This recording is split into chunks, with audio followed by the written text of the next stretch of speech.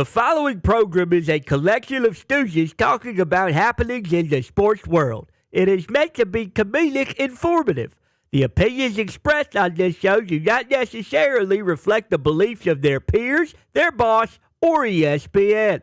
There may be some cuss words because that's how humans in the real world talk. If you are young, please seek permission before watching any further. Hey. Why? Let's go! This show stinks, and the fact that you listen, we are very, very thankful for. Ah! The all-time leading tackler for the Green Bay Packers, you pig! Damn it! Be a friend, tell a friend something nice could change their life. Sport! Hello, beautiful people, and welcome to our humble abode, the Thunderdome. On this super wild card, Martin Luther King Jr. Monday, January 15, 2024, this program starts now. Football! Title of today's show is a little bit wordy, but there's a lot to celebrate. Yep.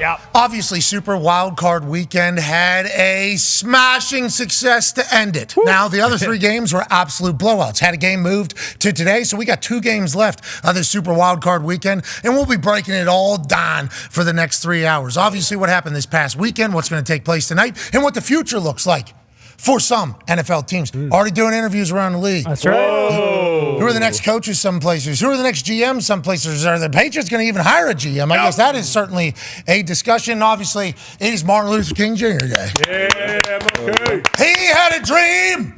And I think Lank was one of the closest we have had to potentially that dream coming to fruition. That's right. So let's realize that as we look around that we're maybe more close than we've ever been. And there's an election about to take place next year where we need to remember that we are more close than we've ever been. And people could potentially try to drive us apart from the outside looking in. Now, as somebody who was canceled by both parties last week, both of them canceled me. Impressive. Thank you. Two Political parties canceled me last week. We are still alive. Let's remember, we don't need all the outside noise. All we need is a little bit of love, which is what we have for all of the people that have good intentions every single day whenever they wake up, just like us. Now, with that being said, football's awesome. Yes, it is. There's some college football news happening. Right. There's some firings potentially around the corner. Right. There's drama. And there's 2 new superstars that made their name in the annals of NFL history this weekend. The Talk Staples here at Buster Connor and at Ty Schmidt. One half of the Hammer, Dahn. Cowboys Town Diggs is here. A man who played in the NFL for 9 years. Is a football IQ genius, they would say. Yep. Ladies and gentlemen, Darius J. Butler. Hey, baby, All right, let's get to the big news. Ladies and gentlemen, Green Bay Packers went into Jerry's world and ruined Jerry's life. The Green Bay Packers beat the dog shit out of the Dallas Cowboys. Now, Dallas Cowboys were favored at home. The Dallas Cowboys were undefeated at home this season. The Dallas Cowboys were different this year than they had been for the last 27 years. Right, sure. This was the year in which they were going to go on a run. This was the year where they were packed on the offensive side. And Mike McCarthy was calling better plays. And Dak was playing better than ever. And on the defensive side of the ball, there's dogs everywhere. Yeah, we know they lost Diggs middle of the season, but they figured out how to even become better without him afterwards. And on special teams, they got a kicker that can't miss. Whoa. And a punter that bombs balls. This is the year, especially with the weapon that is Jerry World at home, that they go on and maybe go to a conference championship or a Super Bowl. Ha! That is not true. They suck. That team stinks. That team got their asses beat. They got exposed by this man, Jordan Love, who cemented himself as one of the next greats. Now, I know C.J. Stroud put on a damn show as the Houston Texans beat the Cleveland Browns. We will talk about that as this show goes on because what they're doing in Houston certainly needs to be celebrated. They are Texas's team. Yeah. The Houston Texans are the only team from Texas that's still in the NFL playoffs. But what Aaron Jones did, what the Green Bay Packers offensive line did, what Jordan Love did, was take the soul, take everything from the Dallas Cowboys. Now, early it looked like they might be able to stop Jordan Love in the run game. That was the first 2 plays. And then Matt LaFleur in Green Bay said, are you gonna Are you gonna? Are you gonna? What? Are you gonna? Mhm. Are you gonna? What? Are you gonna? What? Are you gonna? What? And they didn't. They couldn't. And the Green Bay Packers railroaded the Dallas Cowboys. Now, here's the first pick that Dak Prescott threw by Jair Alexander, who needs to be on a microphone all the time. He thought he scored a touchdown. Cooks clearly touched him like 10 times as they were falling down to the ground, but they got the ball in like the 15. How you doing? Keep it moving. Jordan Love's going to make a play for you. That is literally what he did the entirety of the game. 16 and 21, didn't need a lot of attempts. You know why? Because he's phenomenal. Jordan Love is the next one. Yeah. Yes. They want Brett Favre somehow, into Aaron Rodgers somehow, into this dude who does fadeaway touch passes for 35, 40 yards, bites down a defense, knows exactly where he needs to go, and somehow 31 other teams are wondering to themselves, how do the Packers continue to do it? How do they find that guy in a draft whenever they trade up, whenever they already have a Hall of Fame quarterback at quarterback? How do they have the wherewithal to be able to make that decision whenever they're going to get crucified publicly by us, by their fans, by other media members? Why aren't you trying to win a Super Bowl? Why are you thinking about the future? Well, that future that they were thinking about is now. And Dobbs, just like Watson, just like everybody they have, is in the first year or the second year. They got the next 10 years on lock potentially in the NFC North. And the Dallas Cowboys now are 0-6 at home against the Green Bay Packers whenever they play in the playoffs. And this was a drumming. Now, pick six here to end the half. See ya. 27 zip. It was seemingly only getting worse. Now, at the end of the game, Dak Prescott and the Dallas Cowboys would make a little bit of a comeback, so the score wouldn't look as horrendous as it was if we all watched it, which we all did. I cannot wait to see the numbers on this. Yes. And the conversation immediately goes, Mike McCarthy's got to get out of here. See ya. Dak Prescott's got to get out of here. What? Dan Quinn's got to get out. That guy's a head coach. That's who the Seattle Seahawks, after they kicked Pete Carroll out, boom. Yeah. Which Clearly. we have audio we'll get to. They kicked Pete Carroll's ass out. Big time. Pete Carroll actually said, these aren't football people. No. They're not. These people don't know ball. They're trying to tell me what to. Anyways, Dan Quinn's supposed to go up there after how his defense played right there in the playoffs. I don't know about that. Dak Prescott, he's saying, I got Mike McCarthy's back. Well, people are saying, yeah, good. You guys get each other's back. And just like the tandem skydiving they do, get the hell out of Dallas. That's the conversation that's happening immediately upon halftime starting the other day into now. Darius, how do you feel about it? Because Bill Belichick going to the Dallas Cowboys is something that certainly some Cowboys fans have dreamed of. Jim Harbaugh going to the Dallas Cowboys is another thing that some Cowboys fans have dreamed of. Jason Garrett last night on Football Night in America, he said, this is a very tough time for Jerry. Jerry's going to support the coaches and players for the next 48 hours because that's kind of what he has to do. You know, that's part of it. And then over the next few weeks, he will decide what the change is going to have to be made, which a change will be made. Fired Kellen Moore last year. Remember, Kellen Moore's gone. He went over to the Chargers. Now that ended up everybody getting there fired as well. But that is seemingly the next move would be Big Mike McCarthy, who's won 12-5 the last 3 years. Get him the hell out of here. He can't do it. D-Bud, how are your thoughts? Yeah, quick playoff exit. And this is a bad time for your head coach to shit down your leg in that type of stage where obviously Harbaugh been out there, variable, Bill Belichick, Pete Carroll.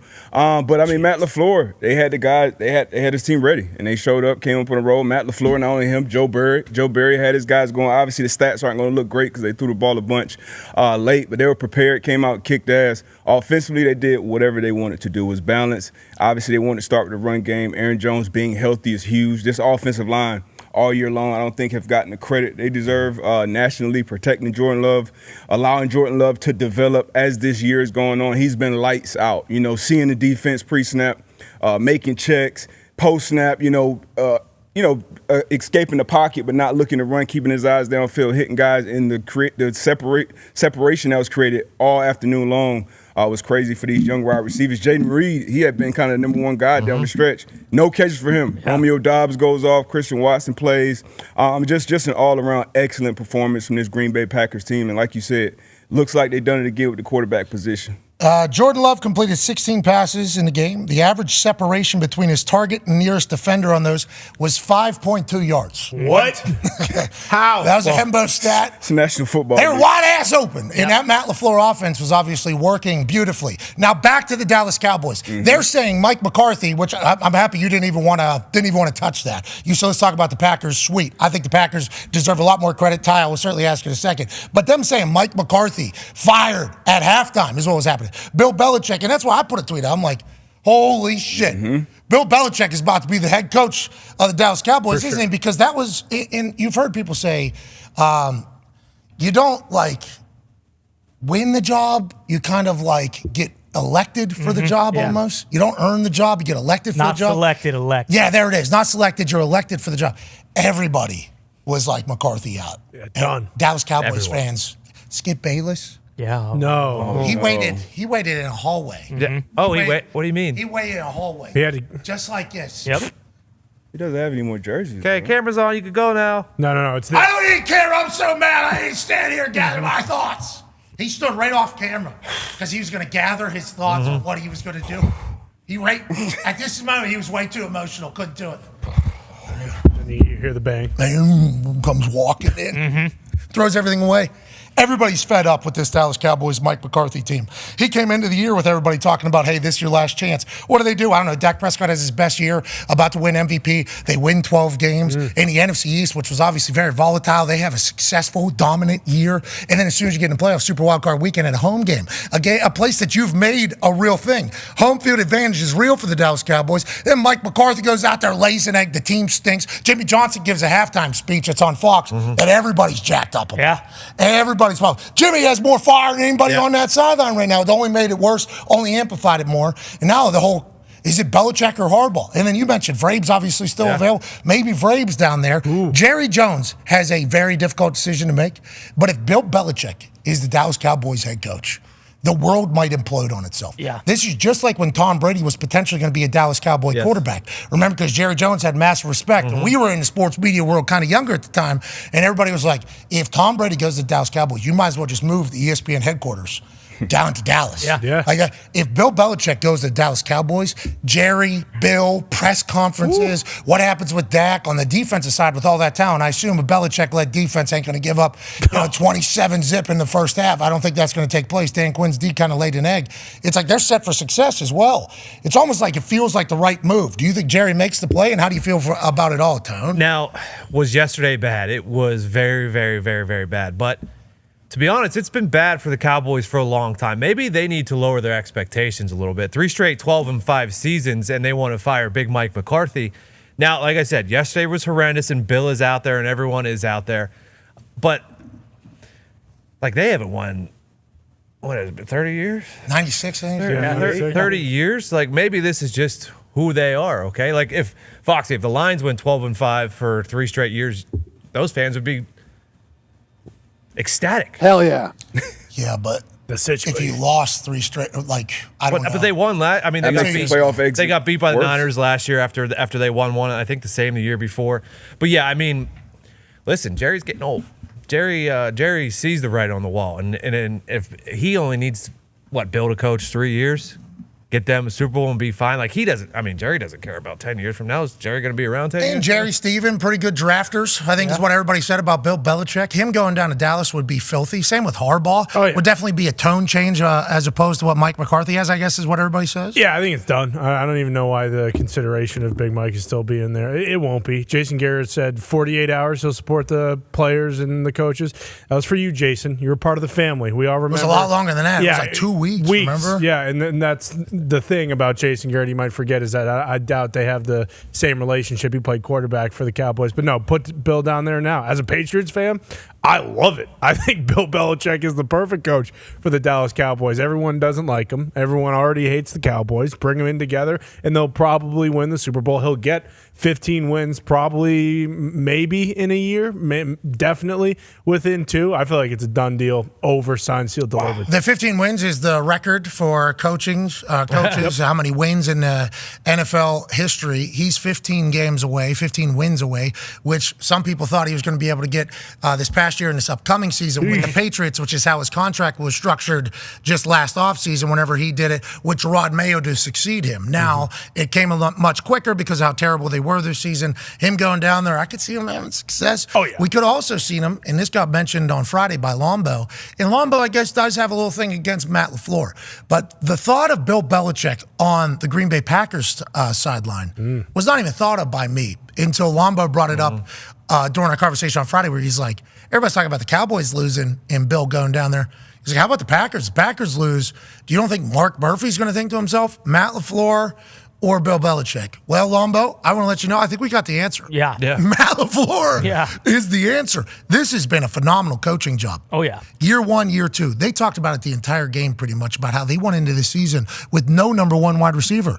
We'll figure it out. Obviously, Watson had some experience from last year. Dobbs had some experience from last year. We bring in 11 Reed or whatever. He might be a guy. Aaron Jones is by far our best player, but he's going to end up going through injuries. So they just went into the year kind of like, let's figure it out. Let's see how it goes. And towards the end of it, Jordan Love, 21 touchdowns, 1 interception or something? Yeah, over the last 9 games, yep. He's like the greatest. He's the greatest quarterback in the league. Yeah. It's his first year playing. A lot of people were wondering, is this guy going to get a shot? Is he going to be another kind of vicious cycle victim where it's just like never really gets a chance to do what he does, and he only has 1 year to kind of prove if he's going to be a starting NFL quarterback going forward? He is phenomenal. So good. Stupendous. Filthy. I don't know the proper adjective. I think that's what you call a word that describes somebody.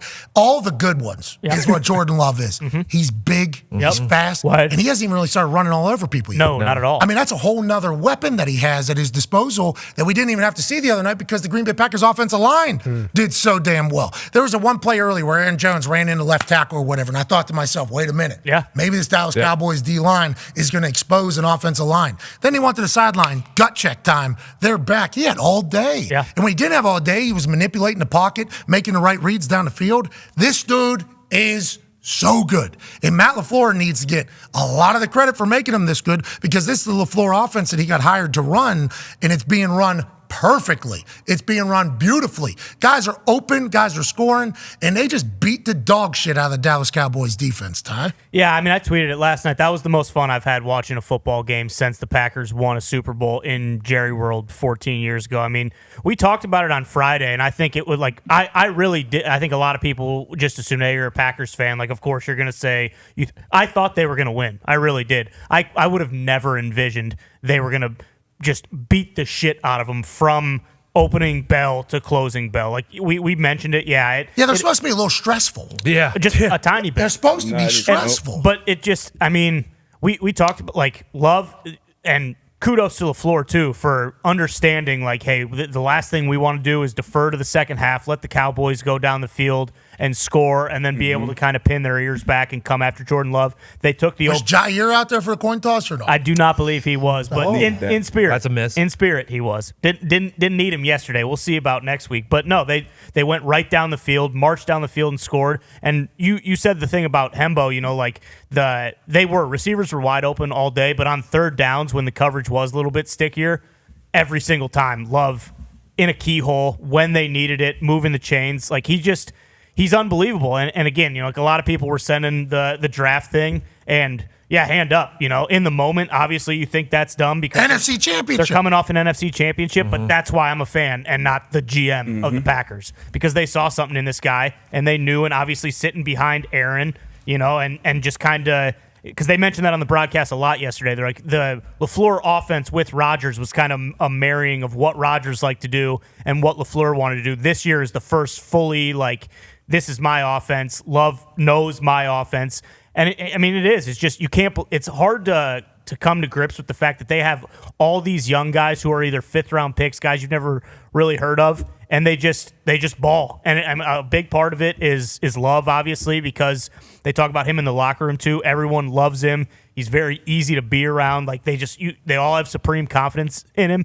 He is playing, I think he is the best quarterback in the NFL right now. We'll talk about C.J. Stroud later, and he's been unbelievable. But what Love has done over the last 9 weeks. He looks so cool doing it. He does. He does. And all these young guys are kind of taking their turn, too. It's one, like you see with Dallas, like it's going to be certain situations where, hey, we got to get the ball to 88. Let's find a way to get the ball to 88. Or years past, hey, we got to get Devontae Adams. All right, and as a defense, if we key and take that guy out, now someone else has to continue to be. But for the Packers, where how they are, all the weapons are alive. Like I'm sure they talked a bunch about Reed in those pre-game meetings and his motions, him coming across, speed sweeps, verts, all that. He was almost like a decoy for the most part. But Jordan Love, that touchdown, that 3rd and 7 touchdown against cover 0, him seeing that pre-snap, checking to it, getting his guys involved, and then having the wherewithal to sit in the pocket and still make that accurate throw off with somebody in his face. A lot of these throws, someone like a step away from him. So, I mean, we can't say that. Right? This guy's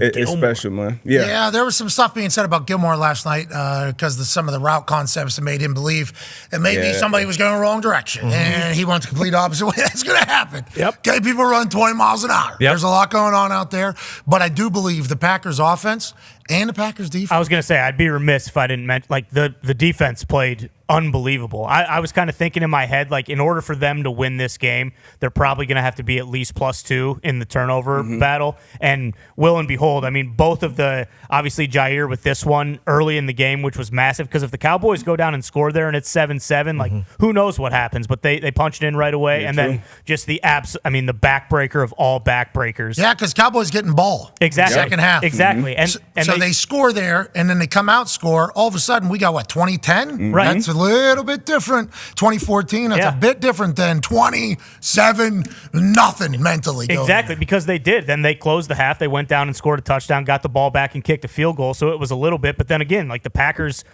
okay, so the Cowboys, in the middle eight, they score 10 points. Packers on their first possession of the second half go right down the field and score a touchdown. And it's just like, all right, game, set, match. I mean, and obviously later on when, you can kind of just like, hey, let's just not lose this thing. The defense, they kind of, they give up a couple garbage time touchdowns, but they pressured Dak all day. The secondary was unbelievable. The linebackers were unbelievable. It just all around the board. I mean, they couldn't have played a more perfect game. I appreciate the fact that the Packers are advancing and won a playoff game. Yeah, good for them. unbelievable. Unreal. Now they've had such success in Dallas, and now they go to their kryptonite.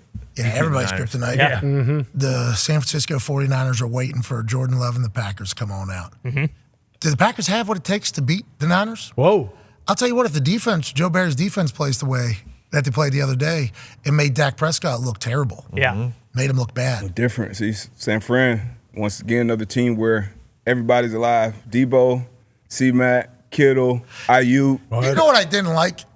And I'm sure a lot of people are saying this. What was that? CeeDee Lamb and Dak. What's going on? That was like early. That was like third play.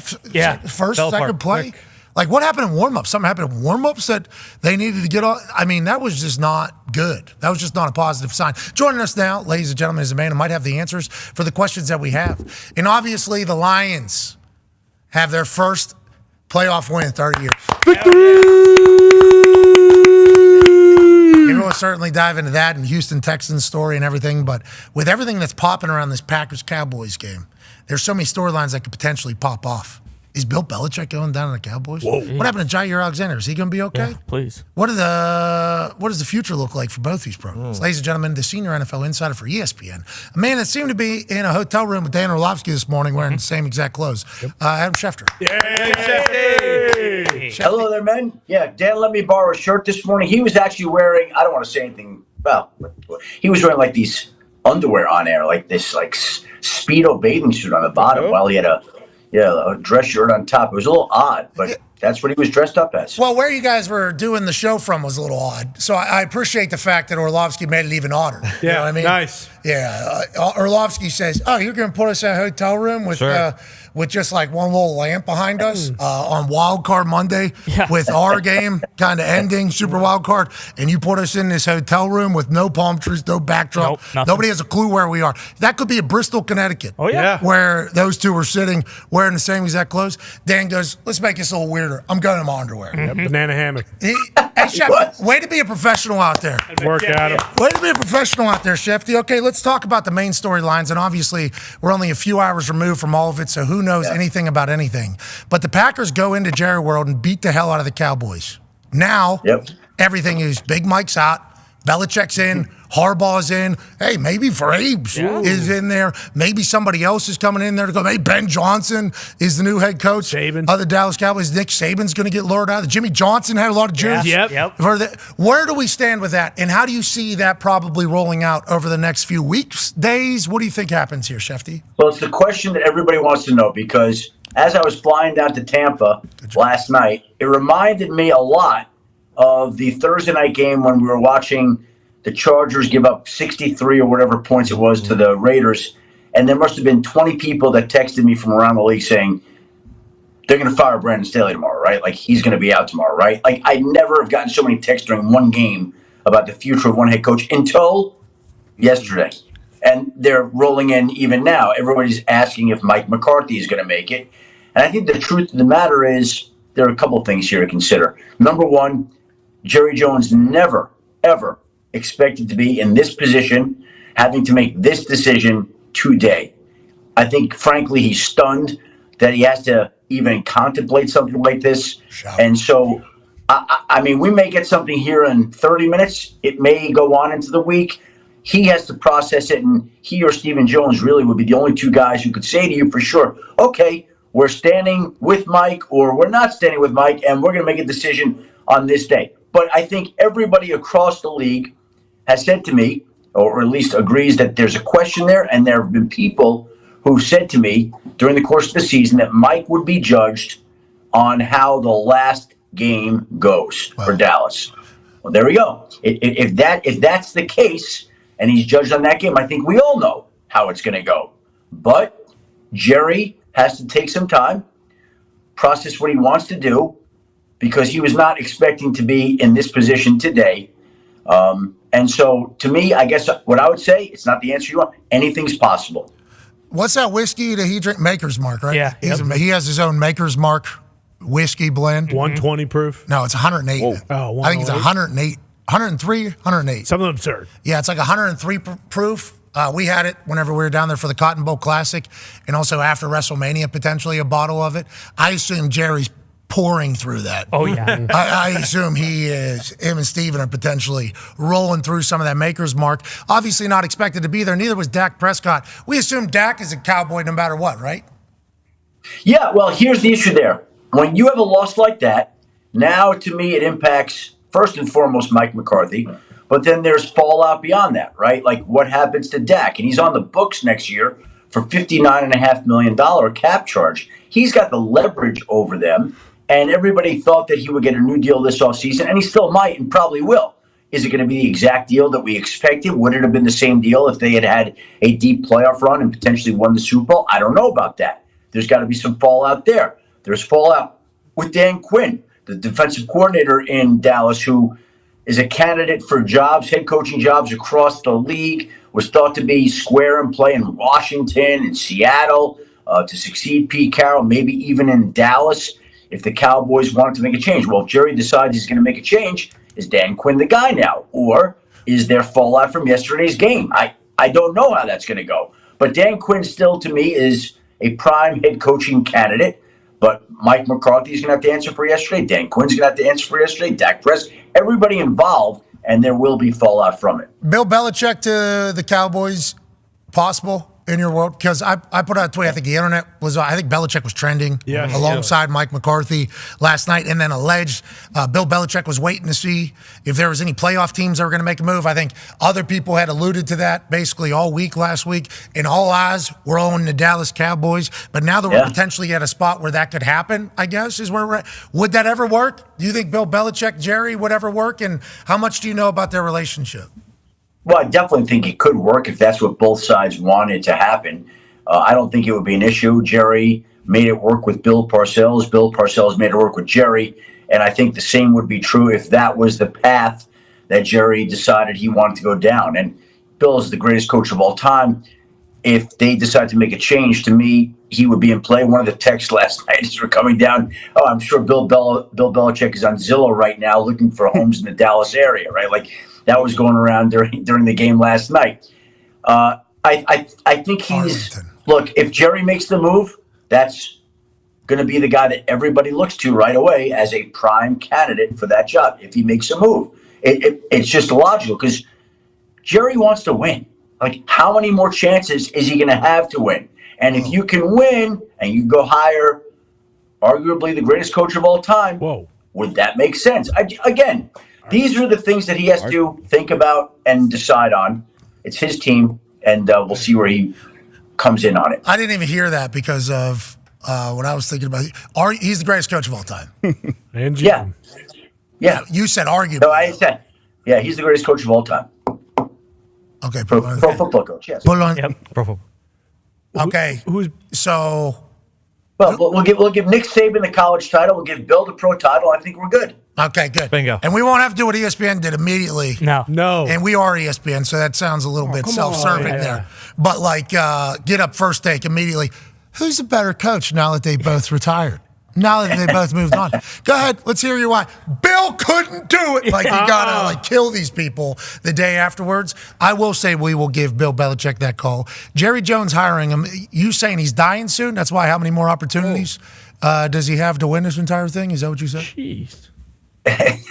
No, listen. Schefter, that's what you said.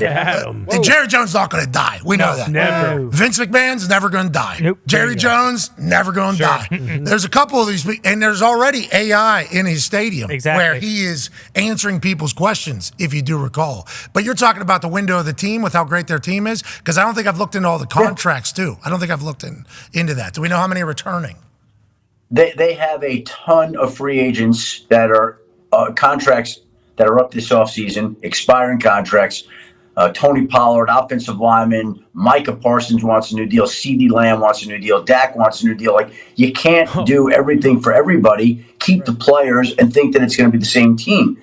And, the best teams are able to find a way to reload. Like the Rams this year are carrying, I think, $60 million in dead cap money.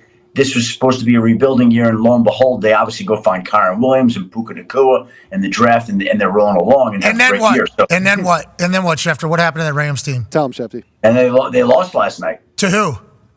To the Detroit Lions. Wow. Let's go. In the Super Wild Card. Yeah. In the Super Wild Card. Finally. All right, before we move on from the Cowboys-Packers, Ty has a question for you. Yeah, Shefty, stemming from that game, before the game, Jair Alexander was 50-50 to go. He obviously plays, hasn't a huge play, but then kind of turns that same ankle, I think, in the third quarter. Do you know what his status is going to be going forward? It kind of seemed like the kind of thing where if they wouldn't have been beating the absolute dog shit out of the Cowboys, there's a chance he would have been back out there. And then stemming from that, do you think last night's performance all but guarantees that Joe Barry's going to be back for another year? Whoa. Some big statements. But by the way, weren't people ready to run off Joe Barry? Yeah. Sounds like they still are. Yeah, this guy, he just said that's why he asked that question. I love this, right? So right now, they're coming off a great game. Now Joe Barry's, we're clinching he's back. Done. And then if they happen to go lose in San Francisco and play poorly then you want him gone again next Monday, right?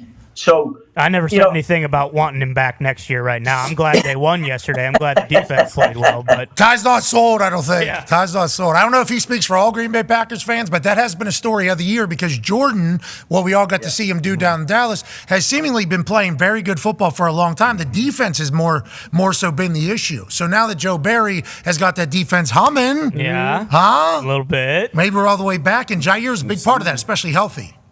Well, that defense yesterday was great. And it was interesting to me. I'm watching the game, and they win the toss, and they take the ball right away.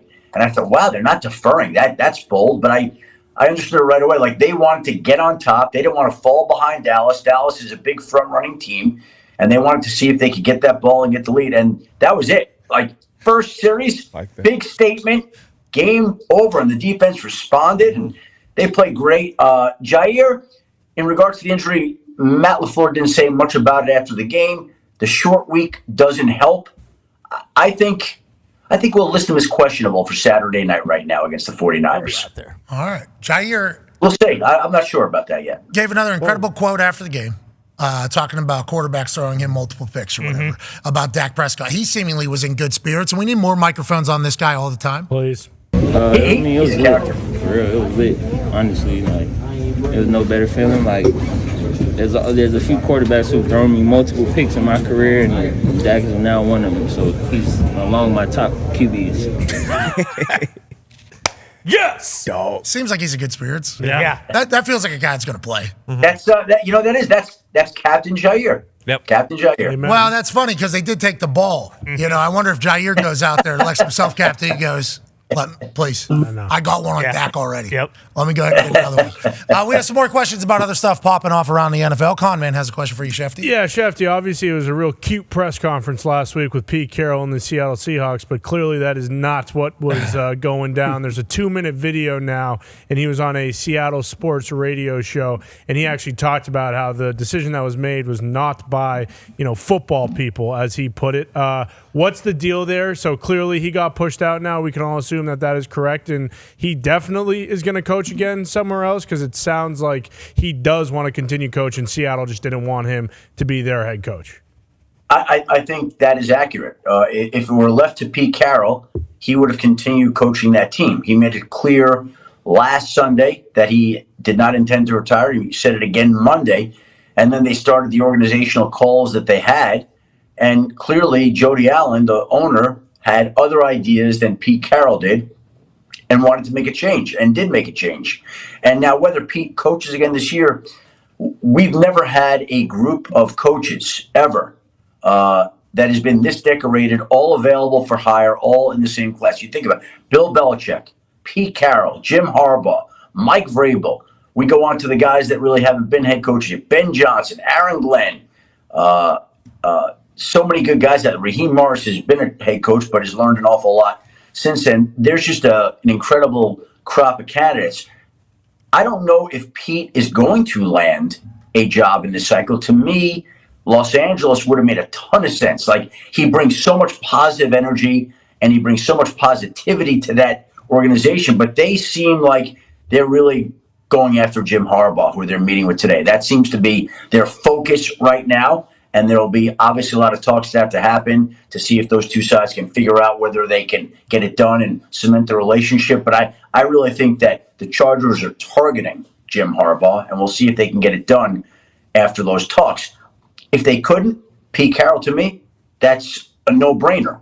But I think that they're interested in a veteran type of coach, like a Jim Harbaugh, like a Bill Belichick, like a Mike Vrabel, that could help that organization reach its potential. A lot available right now. Pete Carroll going back to L.A. would certainly be a great story. We'd love to see that and see the energy that he brings to Herbert and that entire team that has seemingly been built for a playoff run. Darius picked them to go to the Super Bowl, I think, like 2 years in a row now, and they have not. No, obviously. Okay, all right. Anyways, they have not seemingly made it. Let's talk about that Harbaugh interview there.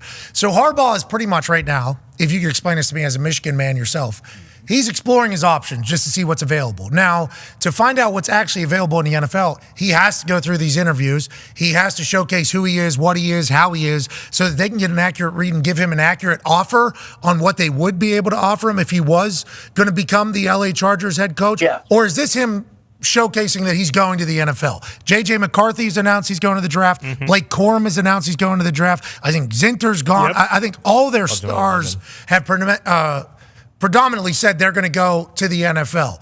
Is this meeting saying he's going as well, or is this just him trying to weigh all of his options at this point? No, well, first of all, with Michigan losing all that talent, there's no way that you're picking them next season. Because I saw a video this week, Pat, that some Michigan people were sending around. You didn't pick them once all year. Not once. Well, good job, Shefty. You're welcome. Yeah, there you go. First of all, motivated the boys. I'll say this. And I'll tell you, but you didn't pick it. So, I would say pick. Tell me, why don't you pick where Jim's going to wind up? But I know if you pick, it won't wind up being right. Okay, all right, I get it. Go Wolverines. No, so anyway, hold on, Shefty, hold on, Yeah. Shefty, please. So, National Championship College game day, I actually said that I've had a lot of Michigan people all week tell me, don't pick us now. Please. Do not pick us now. So with that being said, give me Washington to beat Michigan. I actually did that. So follow up to that, I thought football gods were going to rear their heads into the Michigan situation. I thought, and they never did, which proves to me that what Harbaugh said whenever he was on, we're innocent, by the way. We know nothing. It's like, I believe the football gods showcased to me after that Rose Bowl, like, hey, they didn't do shit. Harbaugh didn't know anything, which is why I wanted to pick Michigan in the national championship, because the football gods, I thought, would have punished them the week before that. But for the good of Michigan, I picked the Huskies. So I've yet to see a video saying thank you. Yeah, that's not a single one doing that whole thing. Well, hold on. Allow me. Thank you, Pat. Thank you for allowing my school to come through to within a game ball from the University of Michigan, Matt McAfee. Yeah, respect. There you go. Respect. Congrats. There you go. It did become something, though. I felt it every time I picked against. I picked Rutgers at one point. They're hot. They're playing By the good. way, I had no idea, right? So all of a sudden, I'm on this text chain, and one of my buddies sent out this video. I'm like, watch the video. I'm watching it. I'm like, oh, there's Pat against Michigan. There's Pat. He picked against Michigan. And I had no idea it was a thing until I saw this video within the last few days. I'm like, oh, I'm definitely going to bring that up to Pat. As you should. And I was wrong completely. Of course, they win the national championship. Well, Dominant fashion. what are you going to do? It happens. You knew it. Hey, congrats, boys. Yeah. Lot of naysayers. Me being one of them. You know, me being So one of them. here's the Jim Harbaugh situation, right? So he is going to meet with the Chargers, and I believe that Jim has done everything that he set out to do at the University of Michigan. He restored the program's pride. He helped them beat Ohio State. He got them to the college football playoff. He won a national champion. He's done everything that you could want to do in Ann Arbor. And he loves Ann Arbor. It's a part of him. And if he were to go back, I think he'd be comfortable with that. But I also think he wants to win a Super Bowl. I also think the money in the NFL coaching ranks is greater than it's ever been. I also think there's 7 different opportunities right now. Maybe there'll be more. There's a whole host of things, and there's some attractive options. So all of that says to me that Jim is completely open to listening, and I believe the Chargers are targeting Jim Harbaugh to be their guy, and we'll see if they can sit down and figure it out. And that means, okay, can the Chargers set up their organization in a way that Jim would be comfortable? Are they saying the same kind of things and speaking the same kind of language? Like, hey, can we get this nutrition program going? Can we have the weight room in your team's new training complex the way I want? I want X number of analytics people. I want more employees, more scouting, like all the infrastructure that's involved, right? Yeah. And if they're talking the same language, I think in a perfect world, Jim would like to go do it. But Jim can be highly unpredictable. There's no assurances it gets done. But I can tell you this, the Chargers, I believe, want him. I believe he wants Justin Herbert. And now we see if the two sides can sit down and figure out a way to make it happen. Mike Greenberg said on our show whenever we were in New York, he said, me and Harbaugh were at a funeral. Somebody died. Yep. Sorry. Rest in peace. We did a full moment of silence for the person. Yes, we did. Greeny didn't care. We weren't invited to the funeral. No. Greeny was invited to the funeral. Right. We had a moment of silence for whoever it was that died. Greeny did not. No. But he said he sat next to Harbaugh and he talked to Harbaugh for a little bit. And he said Harbaugh just talking about Herbert, just like what he had to say about Herbert was this thing, like massive amount of compliments and obviously respect. Harbaugh going in there, we all just assume he'll win, right? Because that's what Harbaugh does. Harbaugh is one of the greatest football coaches to ever exist. Getting to know him over the national championship run and like through paying attention to him, he is beloved by his players, man. Absolutely beloved and a genius. Yeah, I had John Harbaugh. I taped John Harbaugh for my podcast that runs tomorrow. And I asked him, what will make Jim successful at the NFL level should he go? And John went on and on about Jim being as good a team builder as there is in football. And you can hear the comments tomorrow. He just went on and on about it. Everywhere he's been, he's built a team. Whether he was in San Diego, Stanford, 49ers, Michigan, and John believes, based on his comments, he's going to do it again. He's going to do it again. And they all play like they're all physical teams too. Yeah. You know, like that is the kind of the notion. And now with where the NFL has come back to, it is like the perfect time for him to get back into the NFL. I hope it does take place up there or over there in LA for Jim Harbaugh. Then that'd probably mean that like Belichick's going the Cowboys if there's a change. Yeah, for sure. And then where's Vrabes headed to? Where's Vrabes? Carolina? People are saying In Seattle. Yeah. Seattle Vrabes over there. Yeah. West Coast Vrabes. Yep. That defense. That would be awesome. Seattle. Yeah. Do they have enough dip for him over there? No, it's expensive. I don't know. Yeah. They'll open it up. They're going to have to. The Vrabel rule. Or in Ohio. Yeah, all drugs are legal in Seattle, so. No, that's Portland. Oregon, I think. Yeah. Seattle is a city within a state called Washington. Beautiful. Absolutely beautiful. Puget Sound. Anyway, Schefter, sorry we're ruining your journalism credibility here as we speak. There's other places that obviously have question marks but have some answers as well. Yeah, over in New England, Foxborough, since the Gerard Mayo hire, anything coming out as far as who's going to be leading the personnel department or even maybe the offense with on Gerard Mayo's New England Patriots? I think on the GM front, first of all, the Crafts never have hired a GM in their 30 years of owning the team. Have never had one. Wow. And my understanding is that they very well may wait until after the draft to even pursue hiring somebody in that area. They have right now Matt Groh in the front office. They have Elliot Wolf in the front office. Shefty. Yeah. I've heard the Patriots people hate that Matt Groh guy. I'm just telling you what the internet's telling me and what a mulleted man who has a lot of ties up there. Yeah, public perception on Matt Groh is that he is the dipshit behind a lot of the bad decisions in New England. Now, maybe that is because people have eased up. Allegedly, we're just telling you. That is just what I am hearing and have seen a lot of. They hate him up there, allegedly. Well, again, my point is they're going to be patient on the front office. I think they're going to leave things intact. And if they hire a GM, it would not surprise a lot of people across the league if they didn't do it until after the draft. Now, this is a big draft. They got the third pick. Oh, yeah. And I think there's every possibility, probability, in fact, that we may see 3 quarterbacks, despite how good Marvin Harrison Jr. and some of the other players are.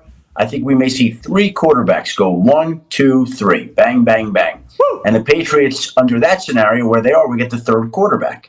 So unless they want to try to move up. But I think they're going to leave that front office for the time being intact until after the draft, and then we'll see what direction the franchise decides to go. So is Robert Kraft making the decision on which quarterback? Or John? Well, I would think that Gerard Mayo is going to have a big say into that. I would think the existing members of the front office. Is he going to be... He's going to have, get to go shop for the groceries conversation? No, I'm not saying that. I'm just saying there will be a bunch of voices. Now, how it shakes out, how they filter through all that to make the decision to decide which quarterback they're taking, I don't know. But I'm just saying they're not going to ignore Gerard Mayo's voice. And I don't think he, will have the ultimate, I'm buying all the groceries, cooking all the, I don't think it's like that either right now. Well, I think they're kind of feeling this all out. Yeah. This is new to all of them. This is not a situation that the Crafts have been in very often over time, and I think they're figuring it out as they go. That'd be awesome if he gets a couple right, and all of a sudden they're like, yep, you got it. He's the next one. Yep. Do it. Give him both hats. Give him another hat. He's the general manager and the head coach, just like Belichick. A video has surfaced from back in the day of Tom Brady doing a sit-down interview with Scott Zolak, I believe, inside the Patriots. And it is very fascinating to hear how they talk about Gerard Mayo then. Here's the clip that kind of changed everything from my perspective on this Gerard Mayo hiring. If somebody's got to say something where there's a complaint within that locker room, who's got the most clout? I don't know. I would say that his son, Gerard, has a pretty good pull. Outside of the family. We go to Gerard Belichick. I did not. Yeah. So that was the first. When I saw that on the internet, I literally sent it to Connor. I'm like, hey, did we know that this was the case? And that's years ago there. Connor had short hair. Yeah. Tom had short hair. I think. Matt Light's still on the team. That's a long time ago. Yeah. Now he's a vodka owner. Yeah. That guy owns a vodka thing. Mm-hmm. That guy owns a basketball team. What? Boat. What? 7 Super Bowl rings. What? I mean, that in there. Boat team. And he's got what was that? I don't know. Is it like a G3 league or water something? Sports team? I don't know. Super duper water sports. Cool new boat league. Jet ski racing. Yeah. Is he running drugs? Is this a cover? I think there's a chance. Well, anyway, so before he did all that stuff, he was saying Gerard Belichick's the guy. This has seemingly been written in the stars for New England as soon as the guy out of Tennessee got to New England. Is that what we're learning from this as we roll on here, Shefty? He's somebody that the organization has thought a lot of for a long period of time. And I think, there are a lot of different relationships that take on different forms as they go along. But clearly his standing there was very high, has been very high, and somebody that they had viewed as a potential successor for quite some time. Now, there have been some talk during the season about whether or not that would actually happen, which shows you that it just goes to be talk, that there's a lot of talk at this time of the year. Some of it's real, some of it's not, because with the plan they had in place, he was always going to be the guy when Belichick walked away. And look,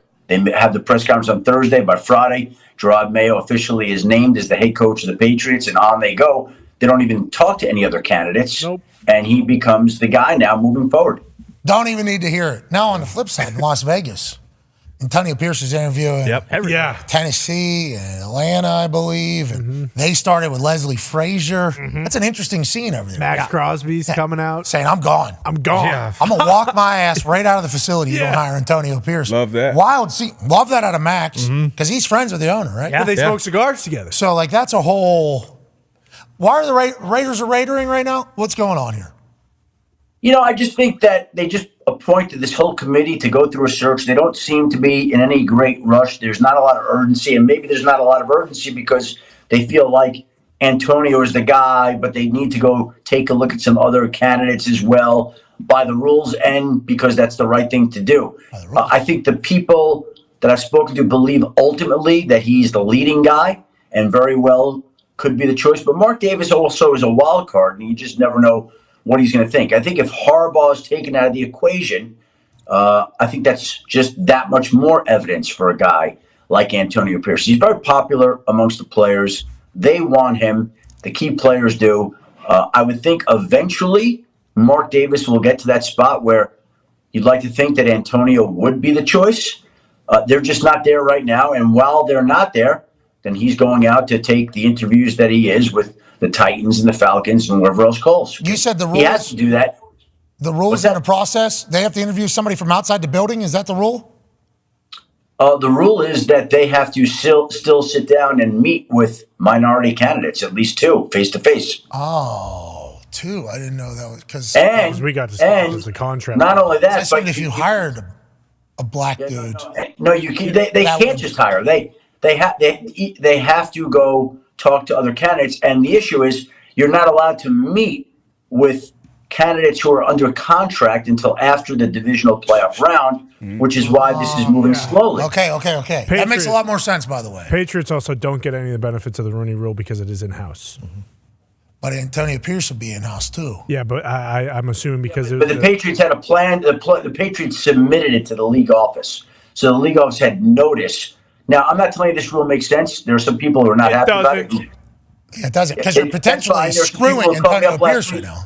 Right? There's people who are pissed off about it. But that is the rule. You could submit a successor plan to writing, and I guess that basically protects you from the Rooney Rule, or like you don't have to go out and abide by it. It's kind of weird to me, but that's how it is. I get it that it's intent is to obviously make the situation a lot better, but it's like black dude ready to be hired. Get it done. Should be open shut book. Should be able to be. We expedited the process. We made things even better.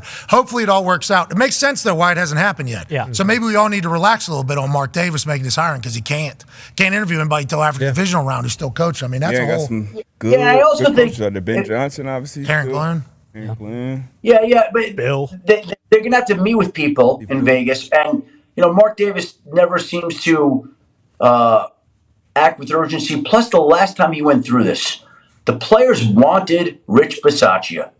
They did. And he went with Josh McDaniels. So, to me, it's hard again to go overlook what your players are saying. What we all saw was very obvious to us that Antonio Pierce looked like a leader of men, and go ignore that and go hire somebody else. Like, you may be getting a great coach, but you've been through this before. You have a great coaching candidate. It's pretty simple. You just go make it happen. I understand there's potential, like the players are emotional and they're not thinking soundly, and that could be true, and that has certainly happened with interim coaches in the past and everything like that. But you failed picking coaches before. A lot of people fail. Like that is just a very normal thing in the NFL is failing on the head coaching search. So if everybody's all in and it's seemingly going well, why not? Let's just go ahead and do that. Well, he can't, because the Rooney Rule is kind of slowing the entire thing down for hiring a black. I don't. Anyways, let's move to tonight because there's a lot of things that we need to know before we gamble on the games. Yeah, Shefty, let's talk about the two games tonight, or one definite game tonight. I heard there might be a light dusting in Buffalo, so who knows if they play that game there at 4:30 today. But Jalen Hurts. Tony, did you see the band? Tony. Yeah, I saw it. That's Buffalo. He was terrible. If that game would have been played, it would have been so terrible. Oh, I would love it. Good decision. Yeah. I think Okay. it sucked though waiting until 4:30. Jalen Hurts' finger. shows, The other day we heard he hadn't thrown a pass yet. What are we dealing with there? A.J. Brown is out, correct? Is Devonta Smith healthy? And then for the other game, I know since it got delayed a game, does that bring Gabe Davis a chance to play or not? Or what's the injury situation today? Gabe's not going to play. He's out still. Okay. That's not changing. In regards to the Eagles, Jalen Hurts went through a full practice at the end. They took him off the injury report. So they're saying he's healthy and ready to go. Now, we'll see tonight. You pay attention to whether that middle finger. Jeez, Shefty. Oh, Yeah, right there.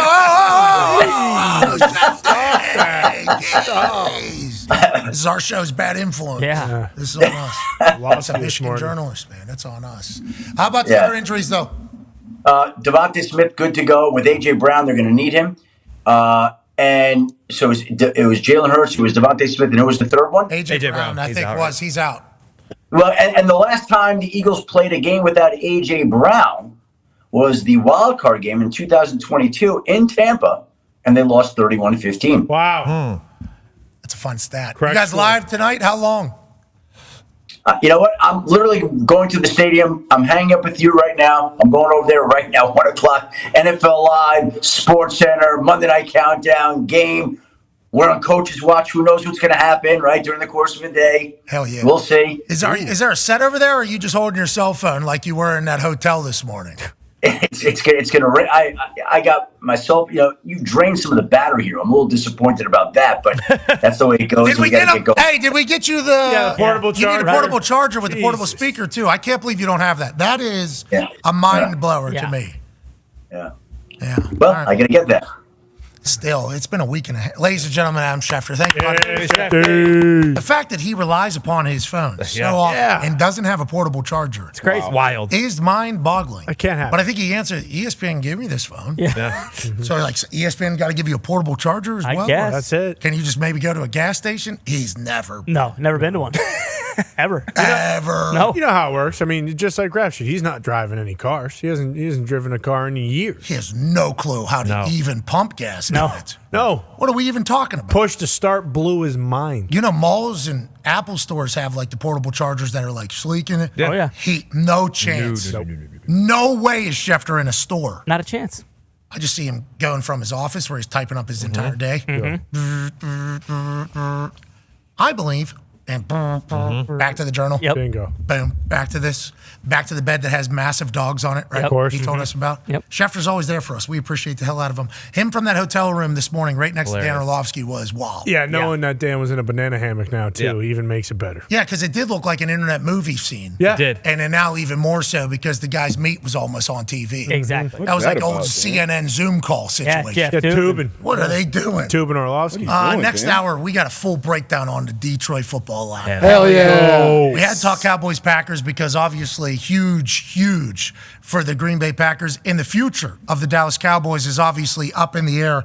And that is something that is spectacular because they haven't been good in forever. But assumingly you don't want a Super Bowl, you need to get the hell out of here. Yep. How about Shefty saying Jerry Jones doesn't know how many more opportunities he has? Yeah.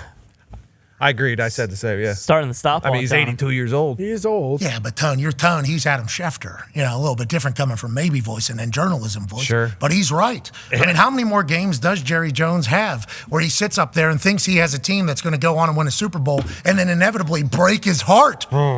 Especially the way it was set up. Like, hey, you're gonna have 2 home games, and then you'll maybe be able to go avenge. What $70 million?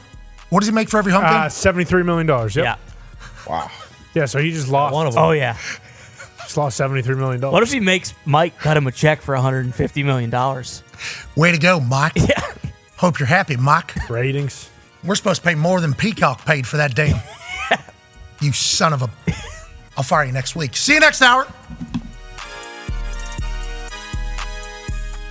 Obviously, this is a conversation starter for everybody when they're talking about the dynasty, and there's still Raiders fans that are pissed off about this. Here's the game plan. Go out there in the middle of a snowstorm and make a kick that you're not supposed to make at all from 45 yards. This is the Patriots season on the line. Do you remember this moment right here in your head? Were you scared to death? Were you fucking pumped? I would say I was probably more scared to death as I'm watching the Tuck Rule review and realizing, holy shit, we get the ball back. Oh, yeah, by the way, it's coming all down to you, man. This will be a 45-yard attempt.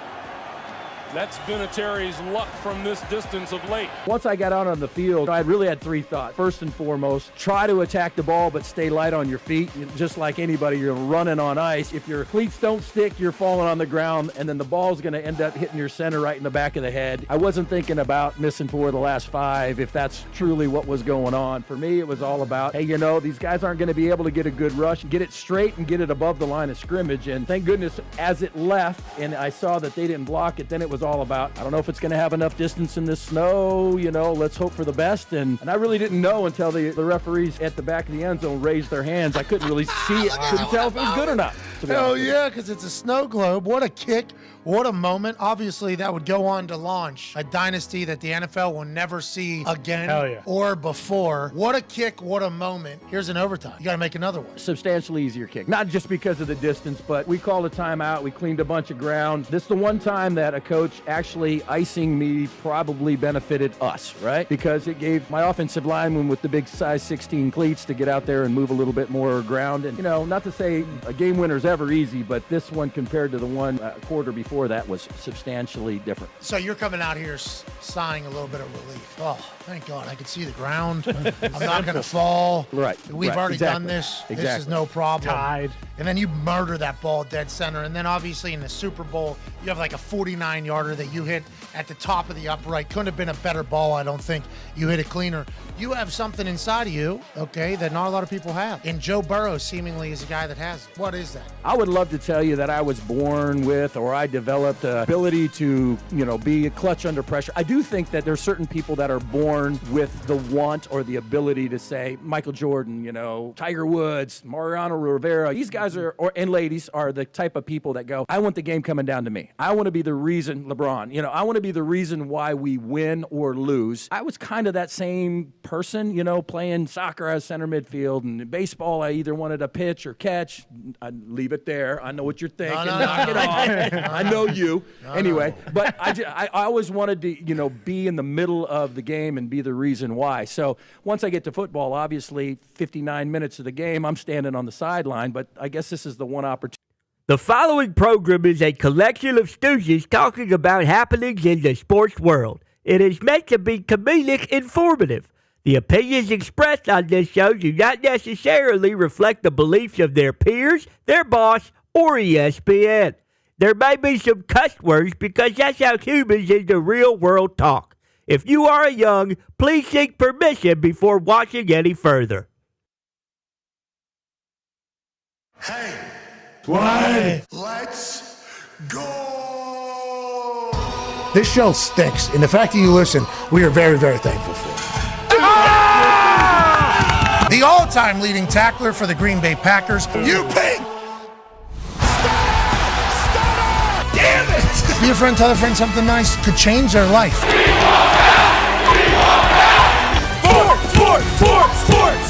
Sport! Hello, beautiful people. Welcome back to our humble abode, the Thunderdome, on this Super Wild Card, Martin Luther King Jr. Monday, January 15, 2024. Hour 2 starts now. Football! Happened in a big way the last 2 days. We got 2 games coming up. One at 4:30 in Buffalo, where the Pittsburgh Steelers will travel to a chilly, snow-filled Buffalo to see who will advance to a chance to maybe go win the Lombardi. And then wrap up the entire Super Wildcard weekend on ESPN. We have the Tampa Bay Buccaneers hosting the Philadelphia Eagles. Now, this Philadelphia Eagles team has a dislocated finger on the quarterback. They have a Dahn Moxie, but they got big Dom DeCastro returning to the sideline, and I believe that they're going to play the best football that they've played in a month and a half. And on the other side, Baker Mayfield. This dude started out the season with Tampa Bay phenomenal. Then he got a little bit cold. Then he came all the way back towards the end. 3-point spread home dog and wild card playoff weekend for the Tampa Bay Buccaneers. Home dogs have done what? One half of the hammer. Dahn. Cowboys turn Diggs. They were 8-3-2 in the last 10 seasons coming into this weekend. Houston Texans make it 9-3-2. Home dogs can normally ride the energy of the crowd a little bit whenever it's playoff hopes on the line. The Talks table is here. At Boston Connor and at Ty Schmidt. Sweet shirt, Connor. I appreciate that very much. It is freezing cold out there. It has been pretty wild these past couple of days. Stack of dimes at all times. But we talking about Tampa versus Philly, who's the one guy that's been able to stop the tush push on his own this entire year. Vita Vea will be right in the middle of that Tampa Bay defense.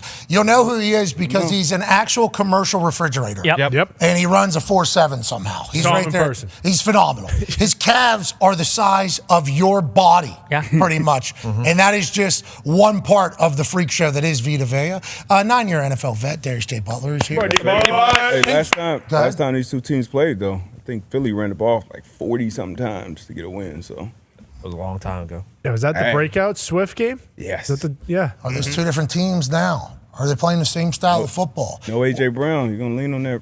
Will Jason Kelsey and the Philadelphia Eagles offensive line get it done? Because the playoffs are here. All eyes are on them, which is what they love, especially with that chunky soup commercial. Jason Kelsey does well in there. He's a good actor. does. Donna Kelsey does great in there. Yep. Swag surfing a little bit. He was loving that. Fourth coldest game in the history of the NFL. Donna Kelsey with a multi-billionaire swag surfing alongside Brittany Mahomes wearing Kristen Juszczyk jacket. Vibing in there. I don't know who's in the second row. Feeling it, though. Yeah. Donna's not. Feeling it in the second row. Donna Never hates it. swag surfing. No, Donna's all right. Donna hates it. No. We've done it. She's there for football. She's not there to swag. It was good to see the Chiefs be the Chiefs, and I picked the Dolphins plus 4.5. What a dumb choice. I mean, I'm from cold. Yeah. There's like different levels of this. Oh, yeah. Negative 27 wind chill. The Miami boys had no shot. No shot. None. They had no chance It at showed. There was Jalen Ramsey had a one-on-one tackle with Pacheco, and he literally, you saw him go, nope, not doing that, and get bumped into the end zone for a touchdown. And then you got a chilly evening. Yeah, science says freezing evening. Actually, and now there's probably some humans from warm weather climates that are like, well, 32 is freezing temperature. It's like, that ain't happening unless it is at the point of, if you're not from the cold, you got no shot, Tom. Yeah. And that is what it was in Kansas City. And the Chiefs might be back, by the way. They might be. Patrick Mahomes might be back. Him skirting on the fourth down, picking up the first down, doing his full Patrick Mahomes thing. Oh, yeah. Haven't seen that in a long time. No, we haven't. Have not seen that in a long time. Joining us now is a man that we all had a chance to celebrate on Friday night. That's right. Hell yeah. He's 40 years old. Whoa. In his 40 years on this earth, circling the sun, he's become a college football national champion, a Super Bowl champion, a Ryder Cup winner, a COVID survivor, a father of 10, and he is currently the president of Ohio. Wow. No big deal. Ladies and gentlemen, AJ Hawk. Yeah. Happy birthday, AJ. Happy birthday, Hawk. Oh, yeah. Thanks. Appreciate you guys showing up. It was all a surprise to me. It was awesome. Everything was great. So thank you all for being there. No problem. We loved it. We enjoyed it. Weather was a little sketchy getting in and out of there. On the way home, there was almost a dead body on the road. Crazy. So there's a lot going on. We were lucky, though, to get a chance to go see you and your people over there. You guys certainly get down. You know what I mean? Yeah, big time. Certainly get down. Down low. Yeah, down low. Real down, real low. Real down low. Doing a lot of stuff. Interesting party for sure. Had a blast. Yeah, a lot of fun. Collection of humans that were there were awesome. I mean, literally walking around a room, it's a who's who of holy shit. Yeah. Holy shit. Laurinaitis. Wow. Schlegel. Oh, you remember. The General Bob Carpenter was wearing a 3/4 zip with nothing underneath, zipped all the way down, just sweating. Dog. Just absolutely wide open. Obviously, straight out of a meditation retreat in the woods. Aaron was there. That's right. We did not fist fight, turns out. No. That's going to piss off the Republicans. Yeah, sure. You know, who called me a big-time coward last week. AJ, we chatted about this in the first hour. Whenever we're talking about the world coming together, you know what I mean? Yeah. Feels like we're closer than we've ever been. AJ, Does it's your it really? birthday. Where it depends on where you're at, I guess, in the country and who you're talking to. Is my that's all I have to say. But I feel great. I feel very positive. I feel like football brings us all together. Absolutely. I feel like this great slate of games we had. We have a couple more ahead of us. I think that definitely helps kind of bring everyone together. The party was a good time, and we're thankful to be where we are right now. I was canceled by both political parties last week. I kind of realized that at your party. A couple people brought that up, and I was like, yeah, I didn't even think about that. You're right. Yeah, both of them. Does that ever happen to other, has that happened to other people? I don't know if it's ever happened to anybody in history. And then on Friday, back. I don't know. Yeah.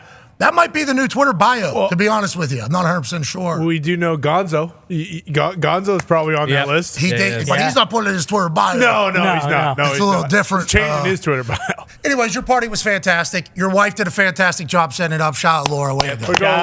Laura. Laura's family was getting after it, obviously. Congrats to the whole family. All of them. All of them. I talked to Chopper Bopper a little bit. Oh, yeah. That was a good time. Weapon. Hey, Chopper. Hey, Chopper. He went up to the DJ before anybody else was fed up with the music that guy was playing. Chopper goes, I need to hear a little Zach Brown. Yes. He comes up to me, he goes, Chops, I need to hear Zach Brown. I'm like, I'm not the DJ. He was like, why is this guy playing Zach Brown, Chopper? I'm like, I have no idea, Chops. Why don't you go up to him? They love requests. DJs love it. And he just walks right over, full suit. This guy's in. Full suit, holding a beer, I think. He goes, Chops, how about some Zach Brown? I see him say the whole thing, and then you see the DJ take the, put the headphone back on. He comes over, Chops, he's not going to play Zach Brown. It was. This dude, how old is Chopper? How old is that guy? I believe Chopper is 75 now. Seems like he's about 17, though. Dude, just strapped, bald head. I mean, he's got both the ears, you know what I mean? Oh, yeah. So it looks like he's a special agent because he's like, that's what I felt like I was talking to. Had a blast. Let's talk about having a blast. The Green Bay Packers go into the Dallas Cowboys and just ruin their entire livelihood. Literally. Walk into their house, kiss their wife, eat their food, and then bounce out and say, this is our home now.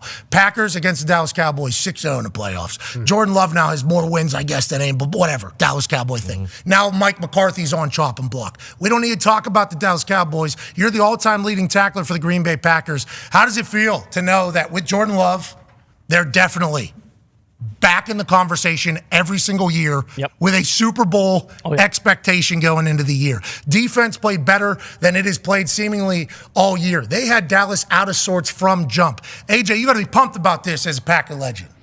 This was a very fun game to watch. Now, obviously, I have some ties to Dallas with Big Mike McCarthy and other guys on the staff, so I felt for them, especially after the game with all the everything that's being talked about in Dallas. We'll see what happens there over the next couple of days, I guess, but man, Jordan Love, you can't say enough about how special this guy is.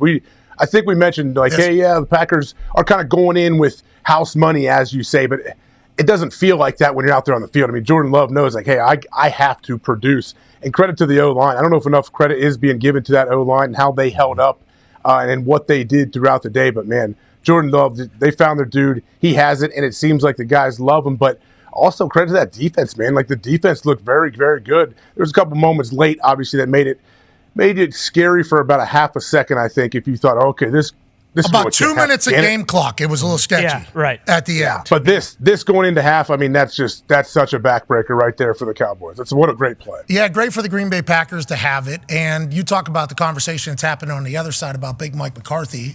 Let's talk about the conversation that's happening with LaFleur. Yeah. This is his offense doing this entire thing. And with the way Jordan Love knows it, understands it, is comfortable in it, is confident in it, and he can make every single throw. They're only going to get better, AJ. That offense is only going to get better through this entire thing. Year one, year two, everywhere across the board. Yeah, when you look at it and you sit there and you think of the Packers, you're thinking these guys are so young. They're they're relatively inexperienced compared to other teams, other offenses you look at, and what they're able to do and kind of the moxie, the confidence. I think that this game had to just build huge confidence from the top down, everybody in that organization. And, man, they stood up. When they needed it, they stood up. And Jordan Love was the ringleader of that. And did he miss any throws? Do you remember him missing any throws? No. I know we only had 21 attempts, but still, everything was beautiful. Yeah, and he's fading away. He's reading the D. I mean, he's on the move. He hasn't even started running all over people yet, which is going to happen. Yeah, LaFleur, to your guys' point about them being on the same page and everything, that touchdown to Musgrave, so apparently LaFleur called that the play before. Love checked it at the line to a run to Aaron Jones. Aaron Jones goes for 23 yards down the right side, and then Love asked for that play again on the next play because he just noticed something in the defense, and then boom, it goes for a touchdown. Love that section too. Yeah. Did the Lions run that play against the Packers early in the year? It's Copycat League, baby. That's right. Hey, we can't stop this thing. We need to see if anybody else can. Let's move away from the Packers, but let's stay in the NFC North. Ladies and gentlemen, the brand new Lions are officially here. Because at that end of the game, there's been a couple moments this year where the same old Lions could have reared their head back into this historic season that Detroit is having. There's been a couple games where they could have given it away, and it's like, oh, no, this isn't. Is this 2006 again? Is this 2007? Is this 2018? Is this 2017 again? And each time, the brand new Lions answered. Jared Goff answered. And last night, ball in Jared Goff's hands. Ben Johnson's ears and brain. They put the game away. You punt that ball back potentially. Matthew Stafford does what Matthew Stafford do. But instead, the brand new Lions put the game away. What a staple type of game for an entire program, an entire franchise, a pillar that they'll lean upon going forward in front of a fan base that was treating that like a college game. Oh, yeah. They're an hour and a half before the game, chanting, screaming, and you heard MCDC say the building was humming, man. It was humming, man. All year they've been great. Obviously, they've been the kindling, man, on the fire, man. But it was just different. The Jared Goff chants, the boos, the Lions. What a time. Congratulations, Foxy. You got to feel great about it. Pat, I will never forget last night for the rest of my life. It was the greatest thing of all time. As you guys know, since the 6th grade, I have been screaming 10-6 playoff win. 10-6 playoff win. Change that to 10-7 playoff win. We start this show. I bring that into your guys' life. And we're talking Lions football when they stink. This show talked about Lions football forever, even during the bad years. And you guys witnessed the heartbreak every single time. It was actually eye-opening for you guys, I think, to see the heartbreak after heartbreak after heartbreak. And then, finally, something changed. Sheila Ford Hamp, Brad Holmes, and MCDC. And we birthed the brand new Lions. And finally, after saying it my whole life, 30 years I've been saying, this is the year, this is the year, this is the year, I can finally say the Detroit Lions have won a playoff game, and this is actually the year. And that's why sports are the best, by the way. Yeah, you're 100% right. You've been hanging on for a long time. Forever. A lot of your livelihood has been spent in the fall, just being disappointed and let down. Watching with my brothers, my dad, everyone, every single Thanksgiving, watching them lose year after year after year. This year, too. And actually thinking we weren't going to have the year. I can officially say it. Can I say this right now? Absolutely. You say whatever the hell you want. The curse. Well. The curse. No, you're not going to say anything about the island or anything. Vaccines. What are you talking about? The curse is officially dead. Okay. Okay. You definitely say that. Curse is dead. Congratulations, Lions. Thank you. I didn't know what you were going to say. Yeah. You know what I mean? I didn't know what you were going to say there. I'm happy that's what you went with, and that is the truth.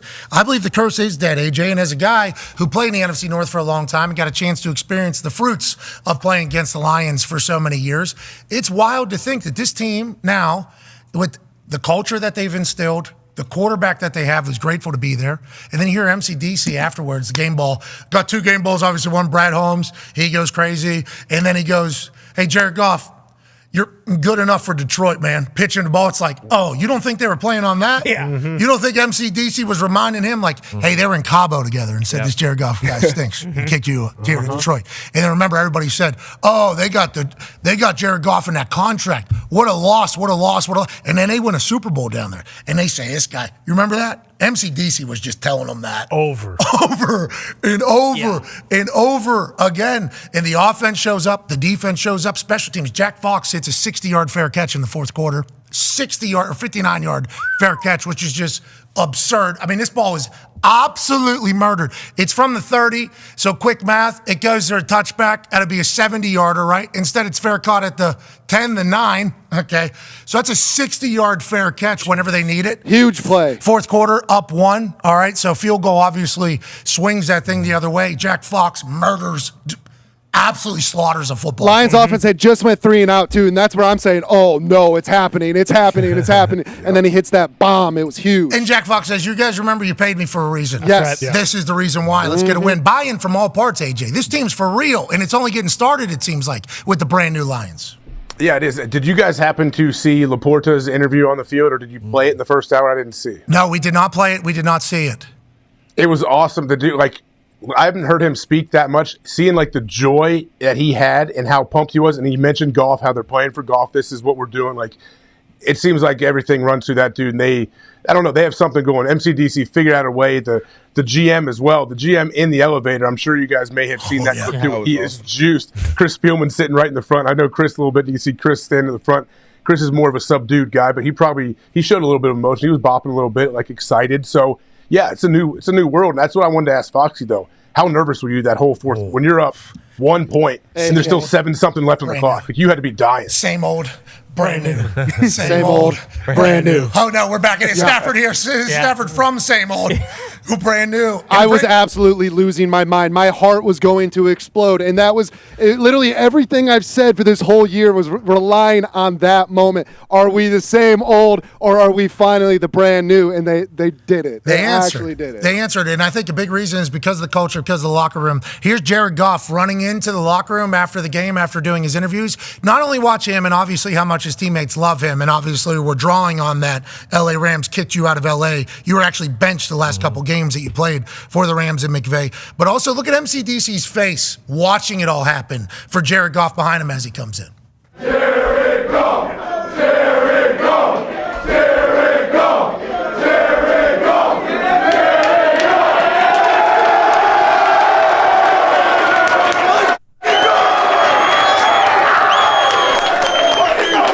It's beautiful. It's a beautiful thing up there in Detroit. Congratulations, Lions and Lions fans. Hell yeah.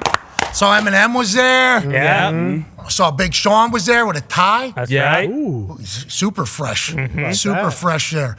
I saw a lot they sent Cranston packing. I know Cranston was there with his Rams gear on the sideline. Yeah, he did a nice hit on the NFL Game Day morning show that was 4.5 hours long from earlier at like 2 o'clock in the afternoon.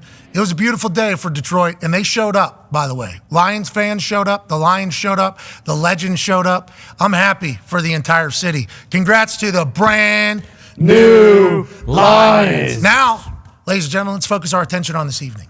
Actually, this afternoon.